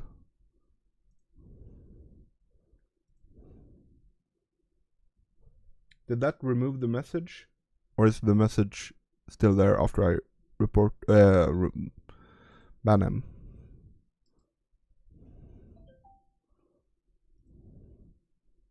Aha. Nice. This is the last pick. Ahab, but I don't have a slot for him since I'm getting stats here. I think let's just prepare for the next fight, and I do think that we want to swap around so that we have a higher chance of actually getting a kill, and we do. What did it turn? Goodie bag that's already silver this early could be very good for us.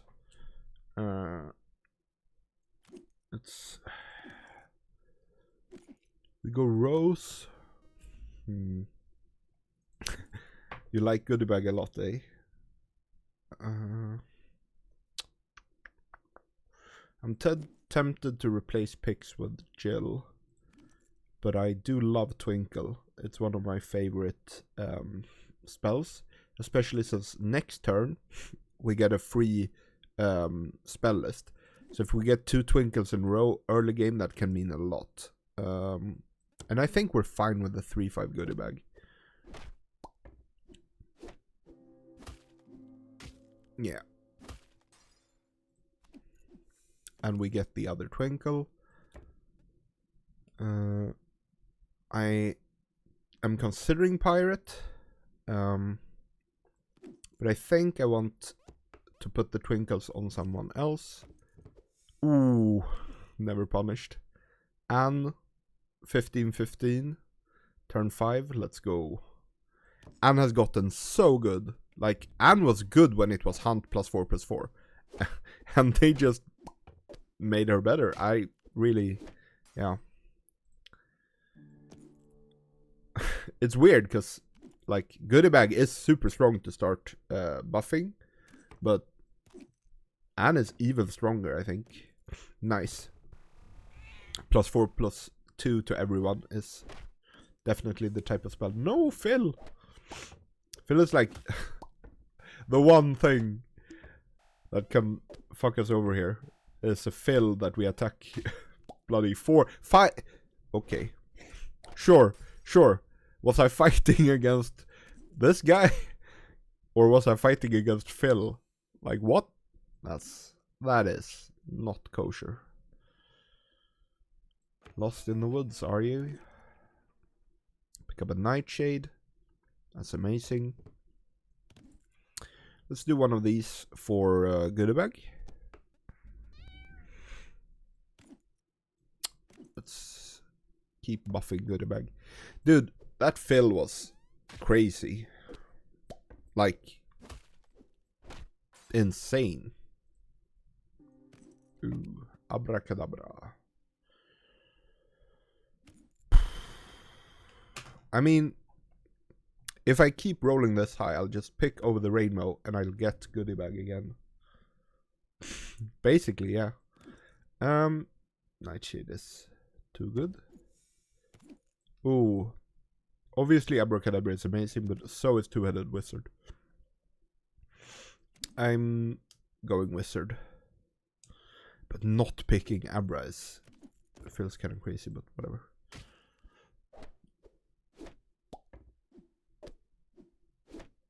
And we roll into the missing slot buff. Let's move this over the rainbow twice because of our wizard. We could take a 148 stepmother. I kind of want to find a legendary to... Nah, this is a lot better. Look. She's smaller, but it's a legend. Stepmother I would want to replace anyway. While this one I can flip into a secret level character, and he will still have the buff doubled twice.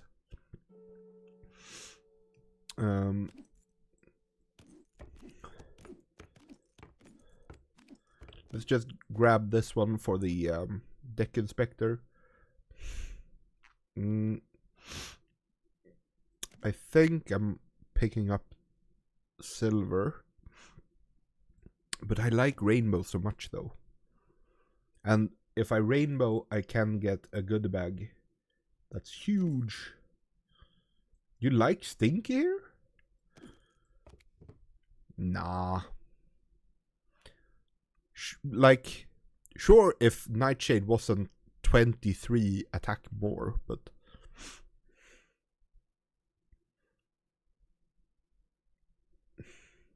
I mean, you're not wrong about that, but the high roll, I'll get a Goodie Bag that's double stats. I promise. I promise. Yeah, and also we're crushing right now, so let's get a chest.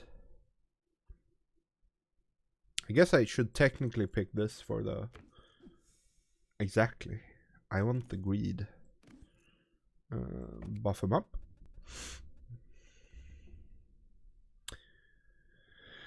I guess it could be a Conan one, but I want to keep my buff for the pirate that goes from 93 to 170. Booyah. Let's buff Goodie.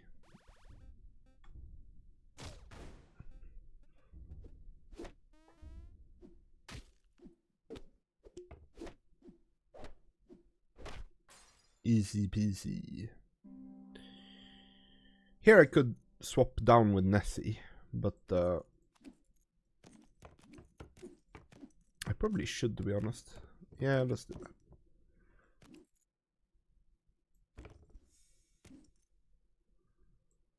Either I could Midas Goody, or I could go for the Legend. I think the Legend is worth it. Yeah. Was it though? I feel like Cannonballs might not even be worth it if it's double the stats. I guess it is good because of Cannonballs. I only have one respawning character. Let's continue with the greed, I guess. No, nothing stats, only greed.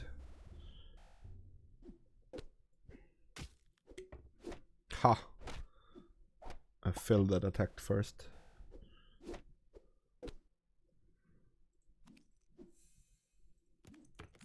$14. That's 21. That's 42. YOLO.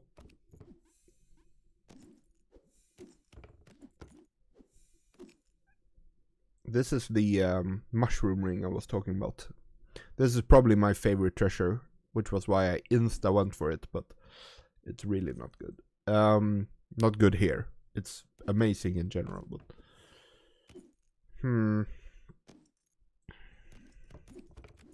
swap over the goodie bag. Let's hope I get an amazing one of these.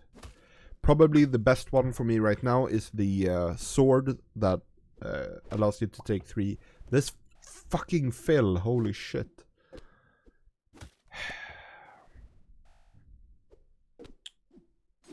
Well, yeah, this dude.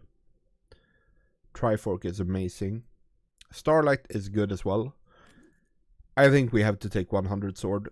It is goodie bag. It is with 1000 sword, sorry. In general, I like the Trifork more, but like this is 2 insta-kill threats. Free. Ooh, let's go.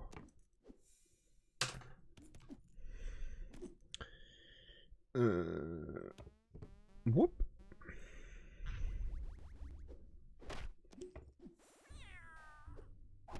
Only problem is goodie bag, like there's no point in having 3000 stats on the first, but it's a good problem to have, I guess.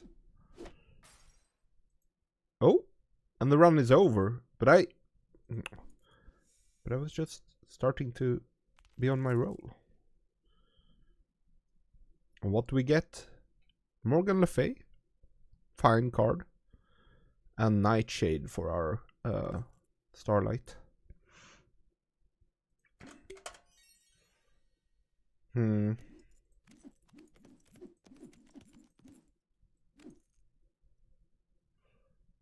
Let's go Genie. The Starlight basically gives you as much as another win, I think. So you go from effectively getting 1 card to 2 cards. But if you have several of them, I think the most I've gotten is like 4 or 6 cards or whatever from one game. I like Smee, even if he has nothing to do with anything. He's a 4 attacker. Villain.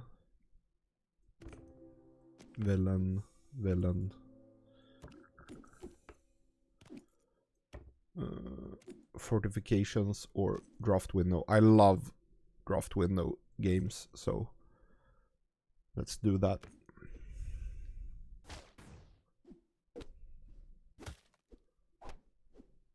No.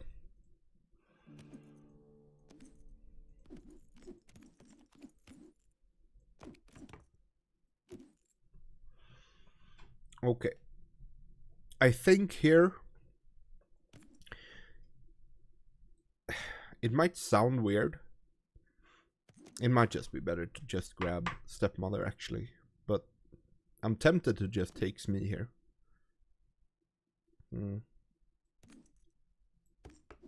Never ever punished. Let's do teeth so that exactly the Prince Charming synergy is real.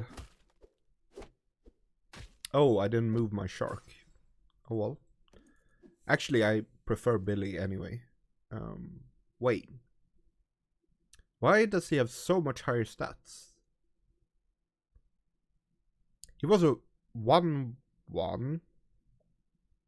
No. Wait, what? I gave him +5, right? Well, let's just not question it and be okay with getting a shit ton of stats for free. Oh, I'm dumb. Why does he have +5 more attack? Well, because I have a creature that gives him +5 attack, obviously. Well.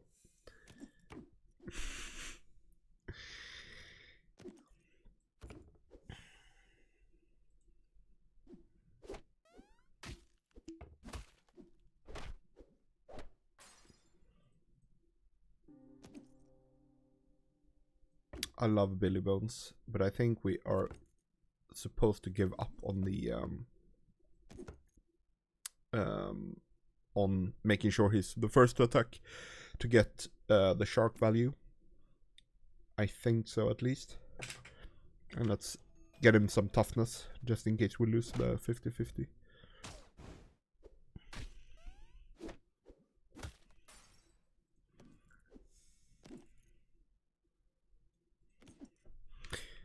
I think they have now updated so that this works like it should. Meaning that when I now recruit her, she gives the shop +2/+2, so that it works with drafty window. It didn't used to, but I think it now does. Which would be amazing, but yeah.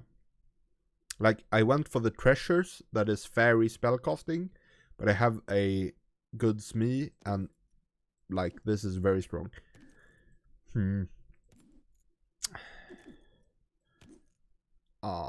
Let's say fuck it and not get any yeah. I think I should go for the fairies, but now I'm the fill player and I only get one respawn, of course. That is how it is with those types of characters. When you have them, they are shit. When enemy has them, they are amazing.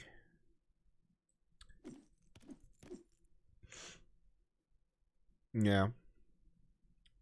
My Pudge versus enemy Pudge.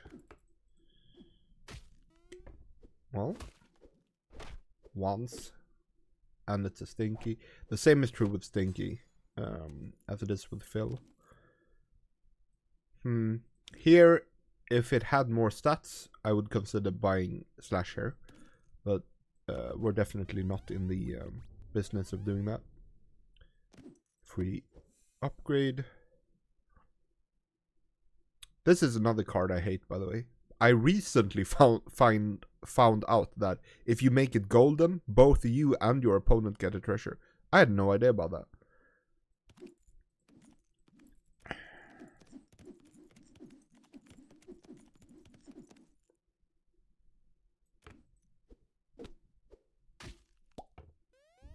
Yeah. I think this is the captain that feels the worst to play against when you don't have a full deck, because he needs nothing to do super well.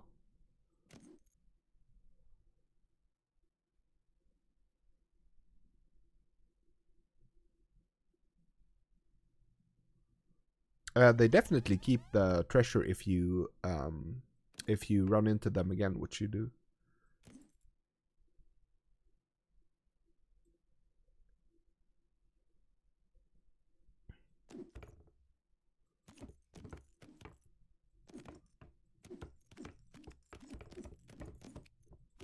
I'm a bit sad that Sugar Plum has so low stats.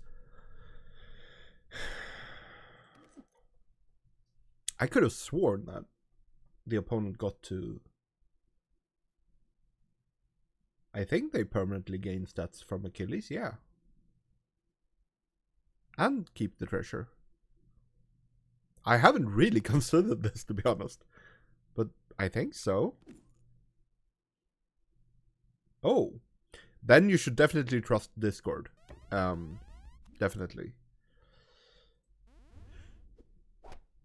I feel like I'm definitely not getting the payoff of my trying to go fairy stuff. We have +5 as the highest rate. I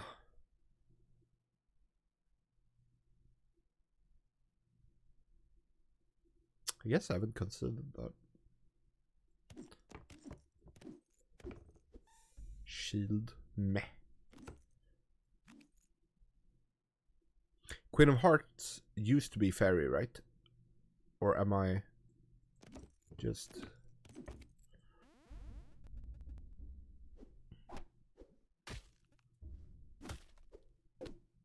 Yeah. There's no long term for this anyway. I think she was a fairy when I started to play, but I don't know. -1? What? Nah.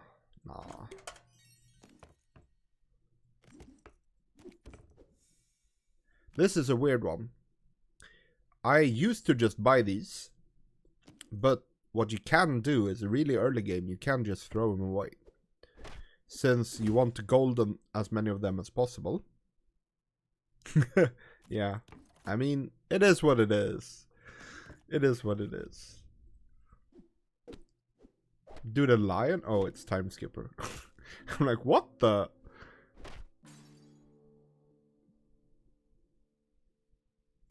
Because you want to golden as many toys as possible for Geppetto's ability.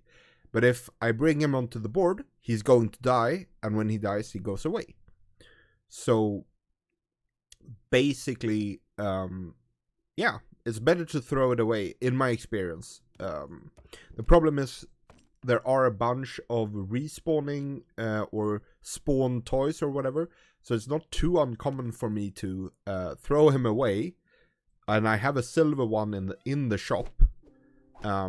And I'm hoping to get the gold one soon. And then he spawns in, dies, and I don't get him back. Much, oh man.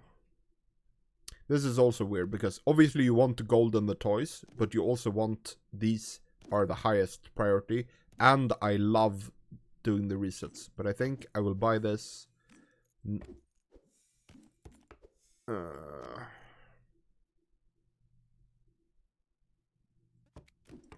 I mean, you're probably right, to be honest, but... Yeah, you're probably just right.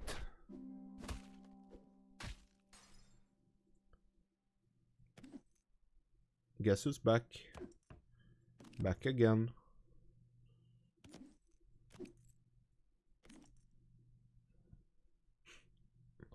Never punished. And now I have a big slot for him. Lion's alive. Booyah. I could technically be greedy and go for Ship Shape Inspector, but I think the Prince is worth it here. This is also one of the times where I like Slash. It is perfectly good to pick him up turn 5, have him like die once or twice, and then just replace him. Like, you don't need to go full like go all in for him. Here I want to do Silvery because obviously, like I said, Geppetto wants to have as many golden toys as possible. So Silvery Moon is, oh, stinky here. Gets us very good. Well, Geppetto's strong enough to live, but that was not good for us. Time to replace Pix, I think. And Cowardly as well.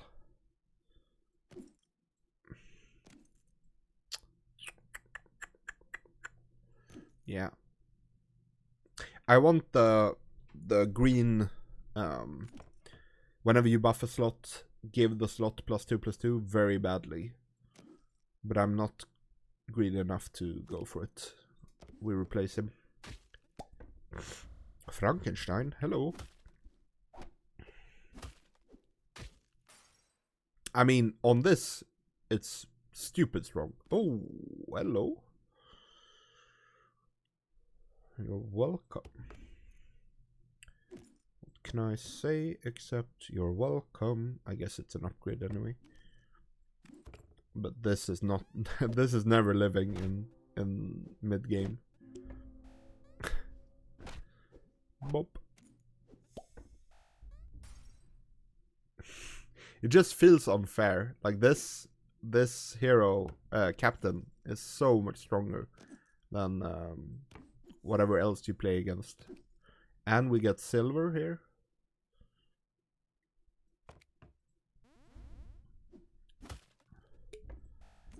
And this has been kind of a low roll as well. Like, yeah. And this is without any cards in the deck.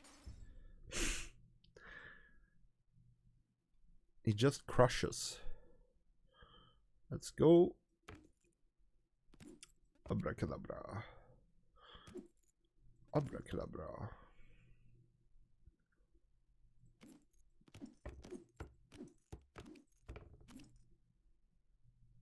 Twinkle. Definitely. I mean, Gemstone can be good in Hunt decks as well, when you have a bunch of like Hunt, give your slot +1/+1. Ooh, hello.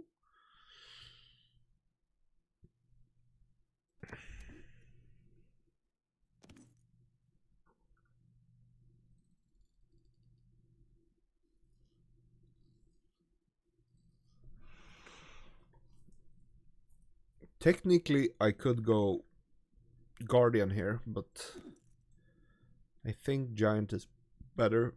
I should probably just buy Cheshire Cat to get the purple respawns count twice. Let's go for that.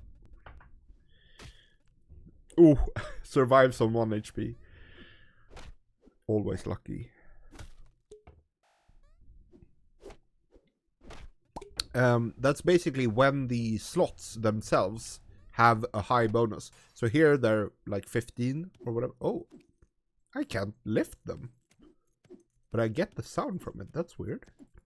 So yeah, it's when the slots themselves are very strong. Mocking summons 2, right? I guess there isn't enough slots anyway. Let's just upgrade our monkeys for free.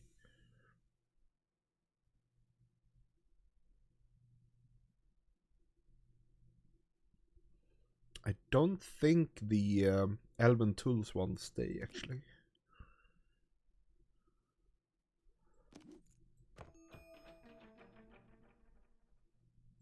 How big does the prince have to be before he's better than Frankenstein?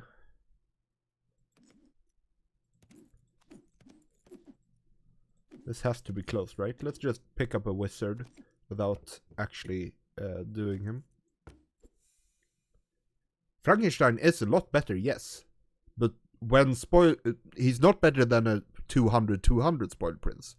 So when the Frankenstein is a 4/4, you're not replacing your 86/77 spoiled prince, in my opinion. Let's go Trident here.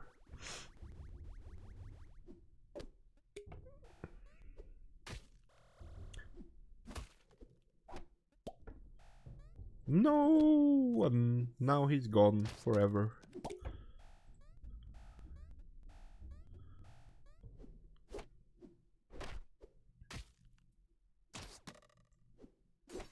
Damn, I was not prepared for actually losing a hello.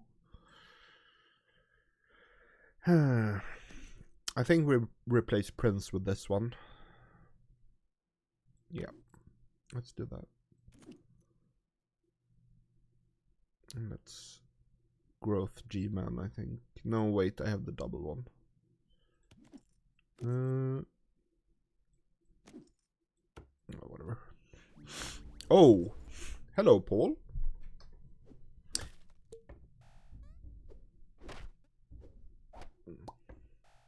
Mop spawning and buffing him itself feels kind of strange.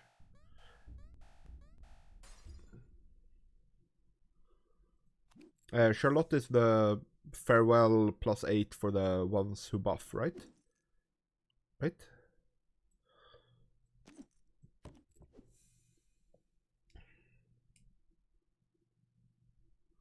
Never liked it, to be honest.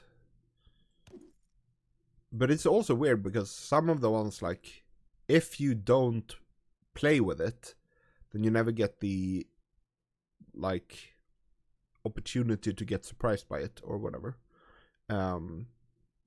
So yeah, I don't like it, but I'm sure it could be good.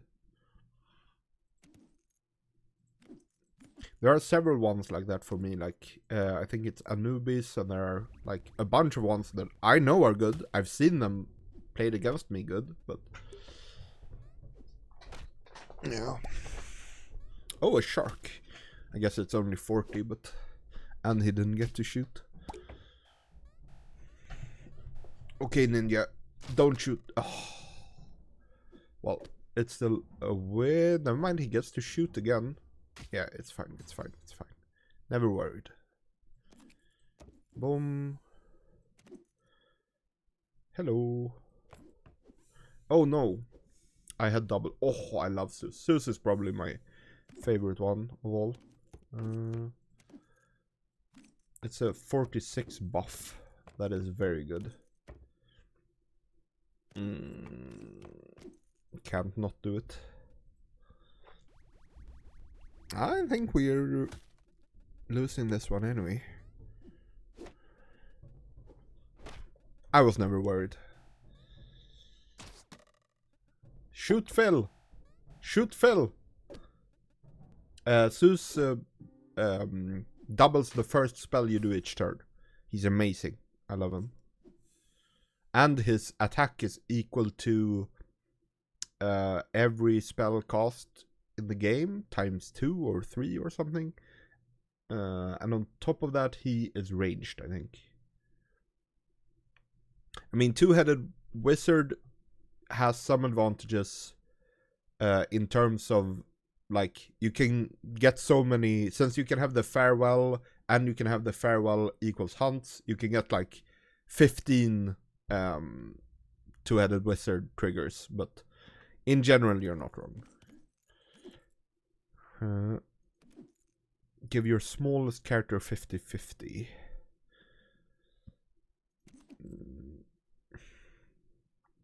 We could do something funny with Wonderbox, but it really isn't worth it.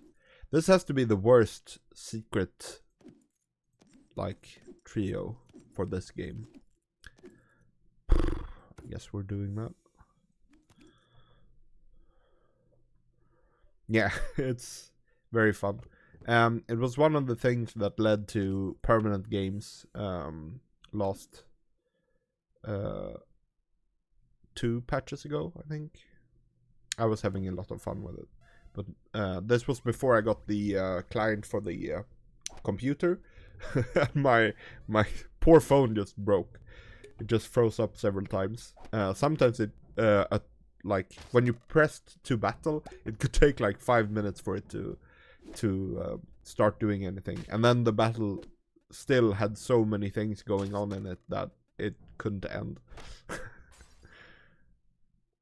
Well, that's a win.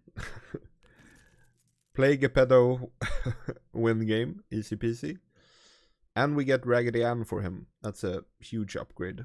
Let's actually go put that in straight away so that I don't forget. Fill deck, save deck, done.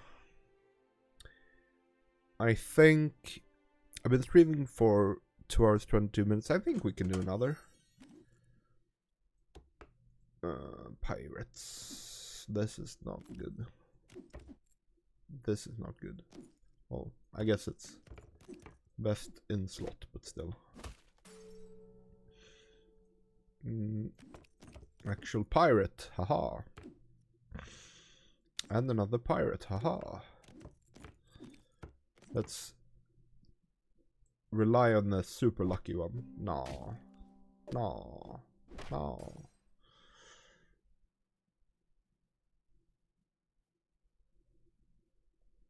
It's just a habit. I don't think there's any advantage, but like if I put new characters and I want to make sure that that this one attacks first, basically, I tend not. I want my gingerbread either here or here, basically, and then I'm greedy and put it here anyway. But at least I know it's wrong, wrong to do. I do like Shanty early. I already have Plunder Penny, who's greedy as crap. This is the correct choice, or this is. But hey, who cares about making correct choices? Let's give up on Penny. We're like stat-based pirates anyway.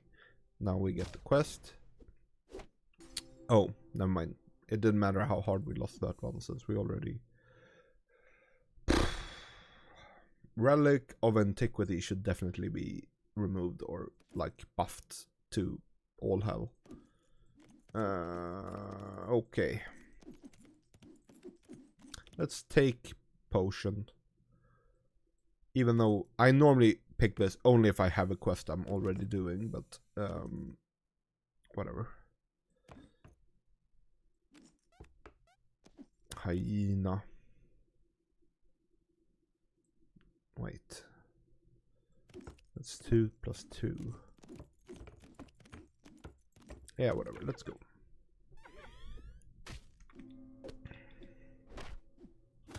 I don't like Relic at all. It gives a random slot, and it doesn't give anything until after you've already... If it gave it straight away, like when you bought it, it gives +2/+2. It might be good, but... Oh, Golden Shanty. Let's go Shield. I'm so tempted to start going spells. Ooh, that's lucky. Ooh, that's lucky. Actually, Pixie is also really good since he's a Fae. So it goes to +4/+4 for stats. The problem is right now he's just a 5/4. This means we will actually start getting the buffs from Shanty. Yeah, Pixie Dust is really nice, especially since like I do have two Fae that care for it a lot. Maybe I should greed it, but this means I will start getting my shop a lot stronger, like at least in 1 or 2 turns. While this makes the possibility for it. Okay, greed. We go for greed. Let's start the next fight. I'm not used to having Calypso in the deck. Free clue or treasure. Bounty is good. Mimic is strong, but should I go Calypso here? I think I should technically do that, yeah. I should. Doesn't mean I won't. I will.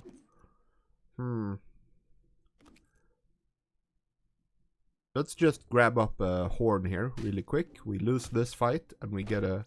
Oh wait, we win this fight actually. Never mind. That's awkward.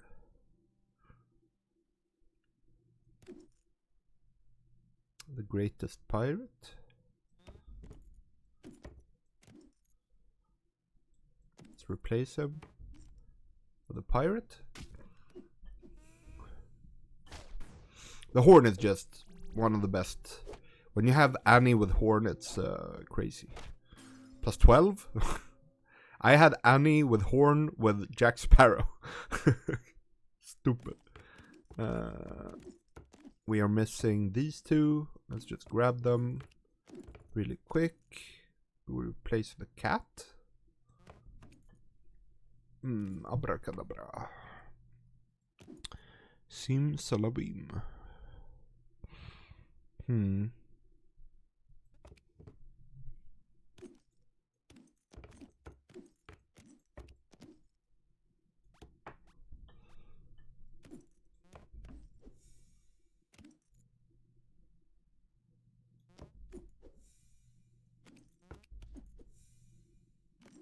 we are going to go fast so much first because of this triggering like 15 times.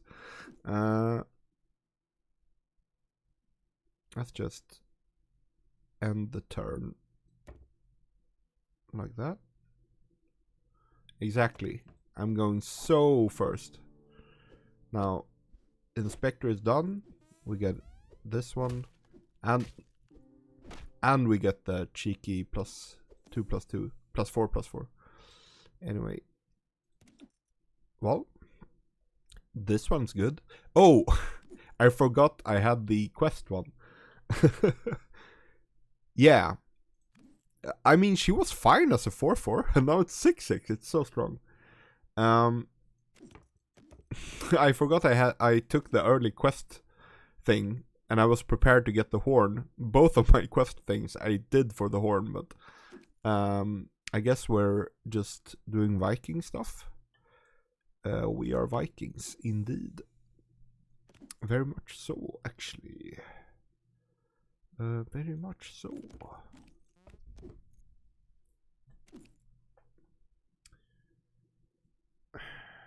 It's just a common treasure. I would rather have two more picks this turn. Ooh, let's make big, please. 12/12 is big indeed, and we get him back anyway. Literally never punished. I think maybe. Damn, I'm a bit upset he's so small.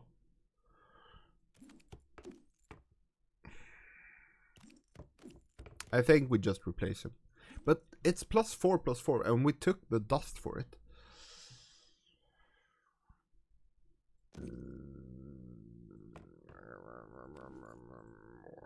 Well, whatever.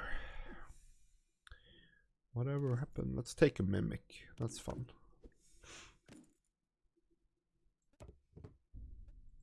Dude, having the wizard into Lost in the Woods feels unfair.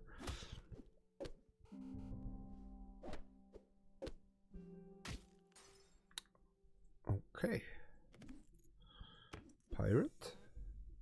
Now we're going first. Let's grab a legend.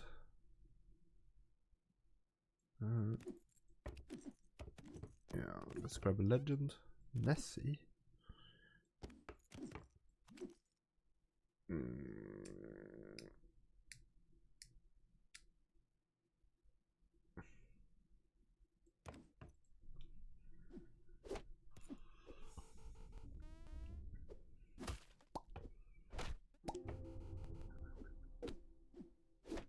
Yeah. Jack Sparrow is easily my favorite one. Even though the games are very simple, they're just so fun. Yeah.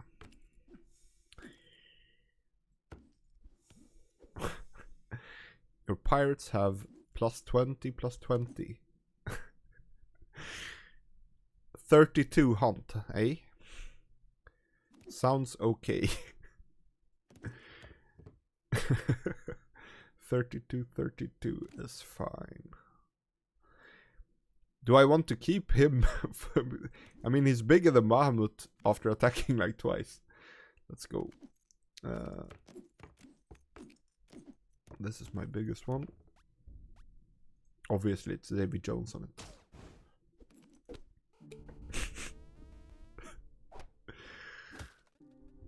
And I have this one, so everything is a hunt character. So when I hunt, everything gets bigger. Yeah. Let's go.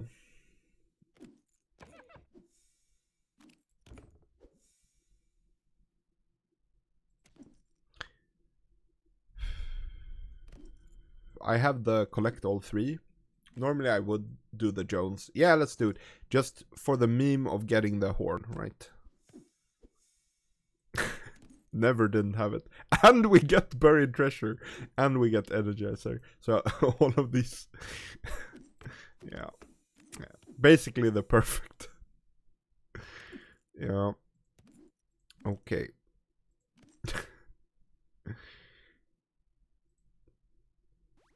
Oh, Hercules. Goodbye, Hercules. Do you know who's bigger? The bunny.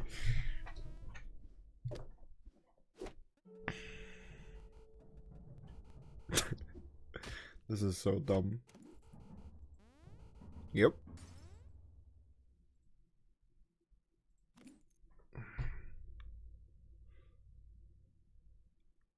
I really like Pirate Prince in general. But like, it's giving up so much stats. Let's just go for it. Oh, I need to remember I have a wizard spell as well. Wait. Villain, right? Yeah, this is amazing. I don't want to double giant growth, really, but like, we're not in any threat. I don't need to do it. A pirate.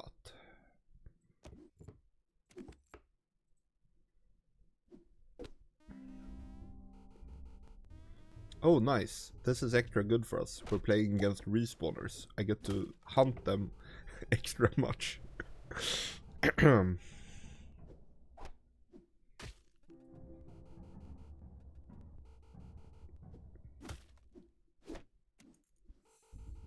Free shop. And the Kraken is a villain as well. Not just a pirate.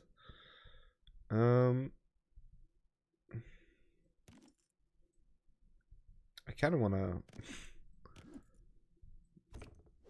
buy it. Pirate stuff. Eureka. We don't have any mages. Oh, because it's a villain. I'm like, why is it so huge? Who's our cleanest pirate? All of them have so many stats or tags or whatever.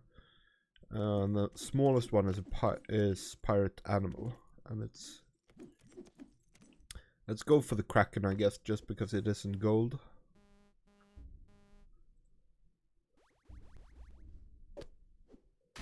Yeah, I mean the art and the names and the puns and everything is really good.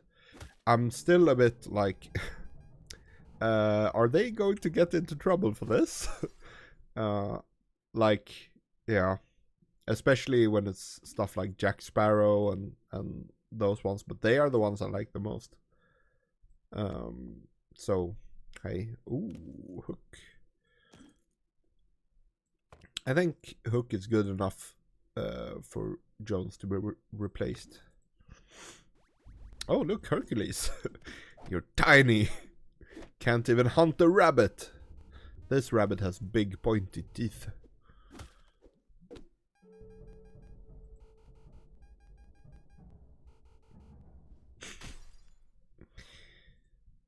I think this may be the strongest game for since the reset I've had. And again, this is like a totally new deck. Like, I think I have 4 or 5 cards. Holy shit, that's a lot of cards. I didn't have any bottled Starlight or whatever. Oh well. I think we can do one more before I need to walk the dog. Collector is very strong, but he's not a character I've played a lot. Galahad is nice. Arthur is boring, but very, very strong. Early game, very, very strong. Hopefully you can end the game early enough. I think Galahad, I don't know. These are all very strong build-arounds. One of the things that makes all of your characters get higher stats is that when you then pick them again, the stat is like doubled when you get them from bronze to silver. So it isn't just +1/+1. Rather, it means that basically, for some reason, stats that buff the shop work a lot better. Yeah, it's weird, and it isn't intuitive at all. I think Parting Gift is strongest here. I think this is easiest to play around. But let's go gift and see if we can make it work.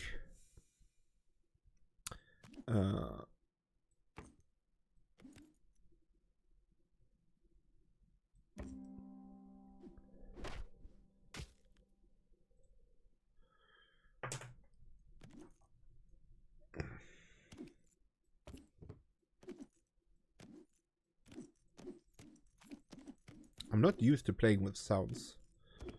It is nice. Whenever I go for the pixies, I always fight Flying Monkey. It's not fair, man.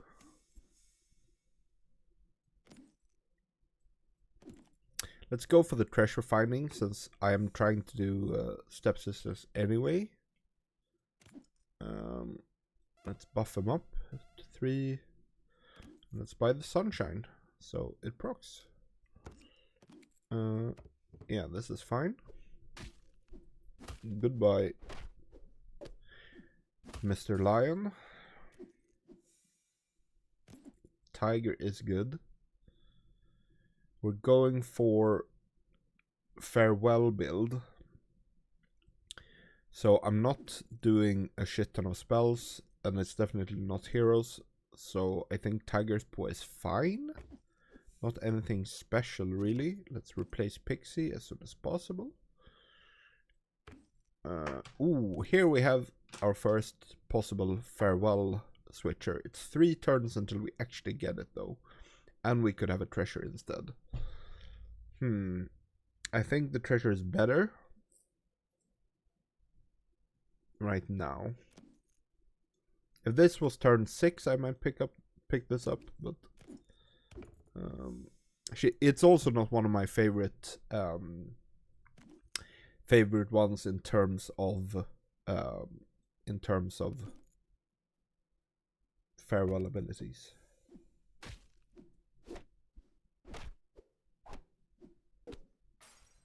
That's fine. Here's another like good opportunity, I think, to pick up a slash. Of course, we're going for farewell, so it's strong anyway, but especially here. And let's do fill, I think. Yeah.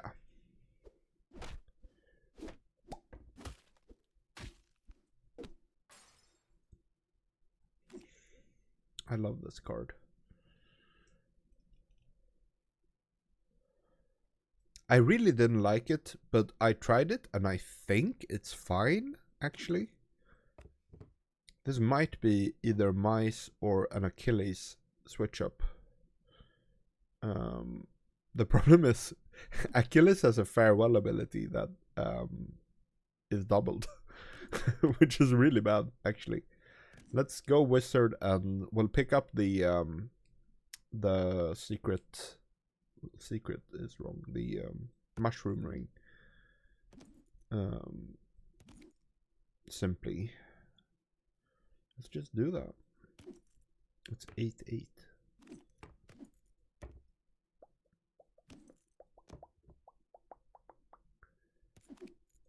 I don't really want to replace anything. Whatever. Fill. It's just not good when you have it yourself. Okay.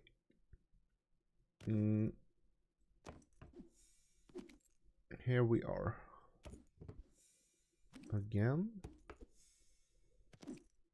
Now the farewell matters a lot. We want you to replace our Smee, or we just keep the Smee and replace Ahab. Yeah, that's better, I think.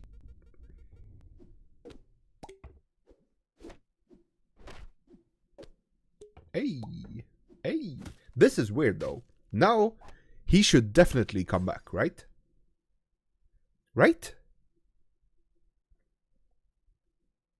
Like, that just feels unfulfilling. Unfulfilling? Okay, sorry.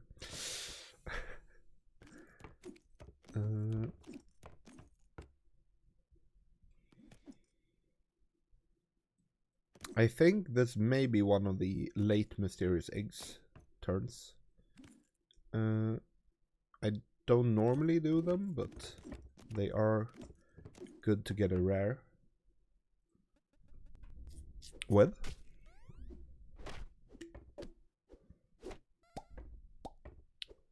But yeah, it's weird that since one Phil has attacked, it counts as Phil having attacked.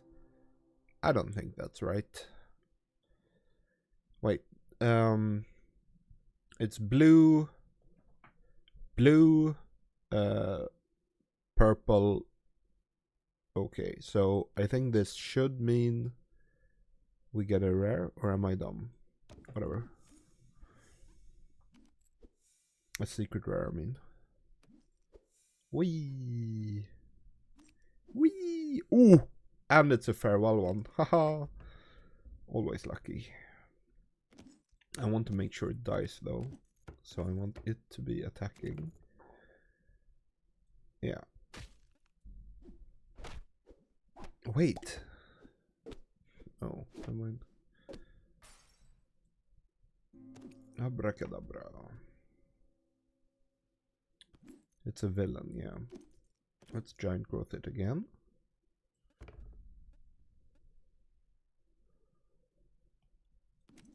I think just keep...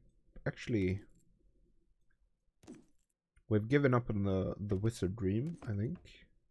Let's take Conan.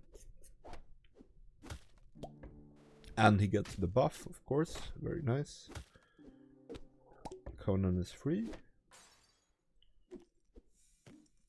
Fork. Very nice. I like her a lot as well.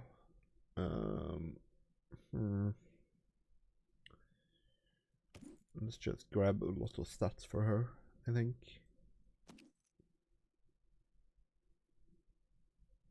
Yes. Goodie bag, hello.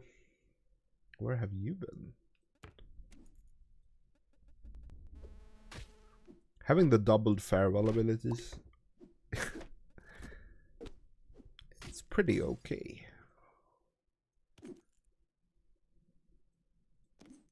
Let's just make you golden. Buff Goodie a bit.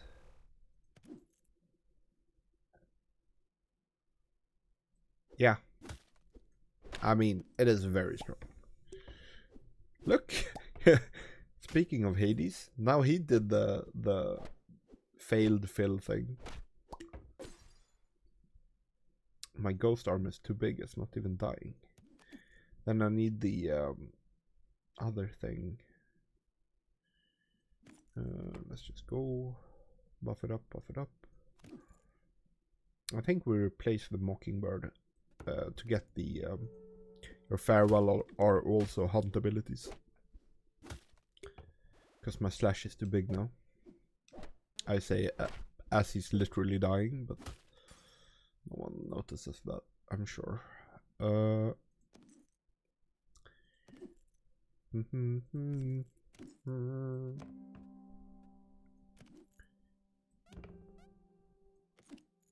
it's free. And it's free. Do I get more by abracadabraing into abracadabra into nothing? This has now gained enough stats that I don't care about its base, so I'm instead going for ooh, yeah.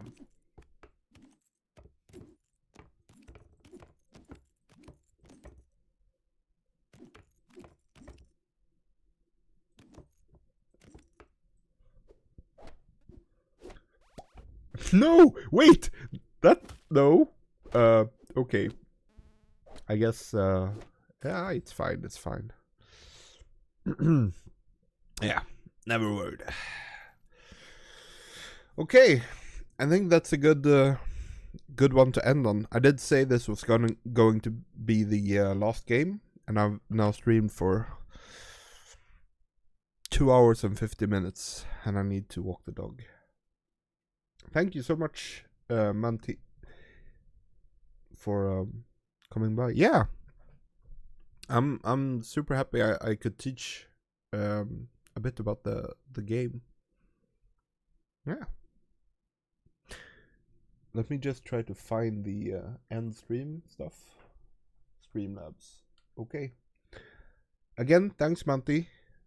Let's hopefully I'll be able to do this again in not too long a time, and if you happen to be on, I'd love to have you. Yeah. Cheers.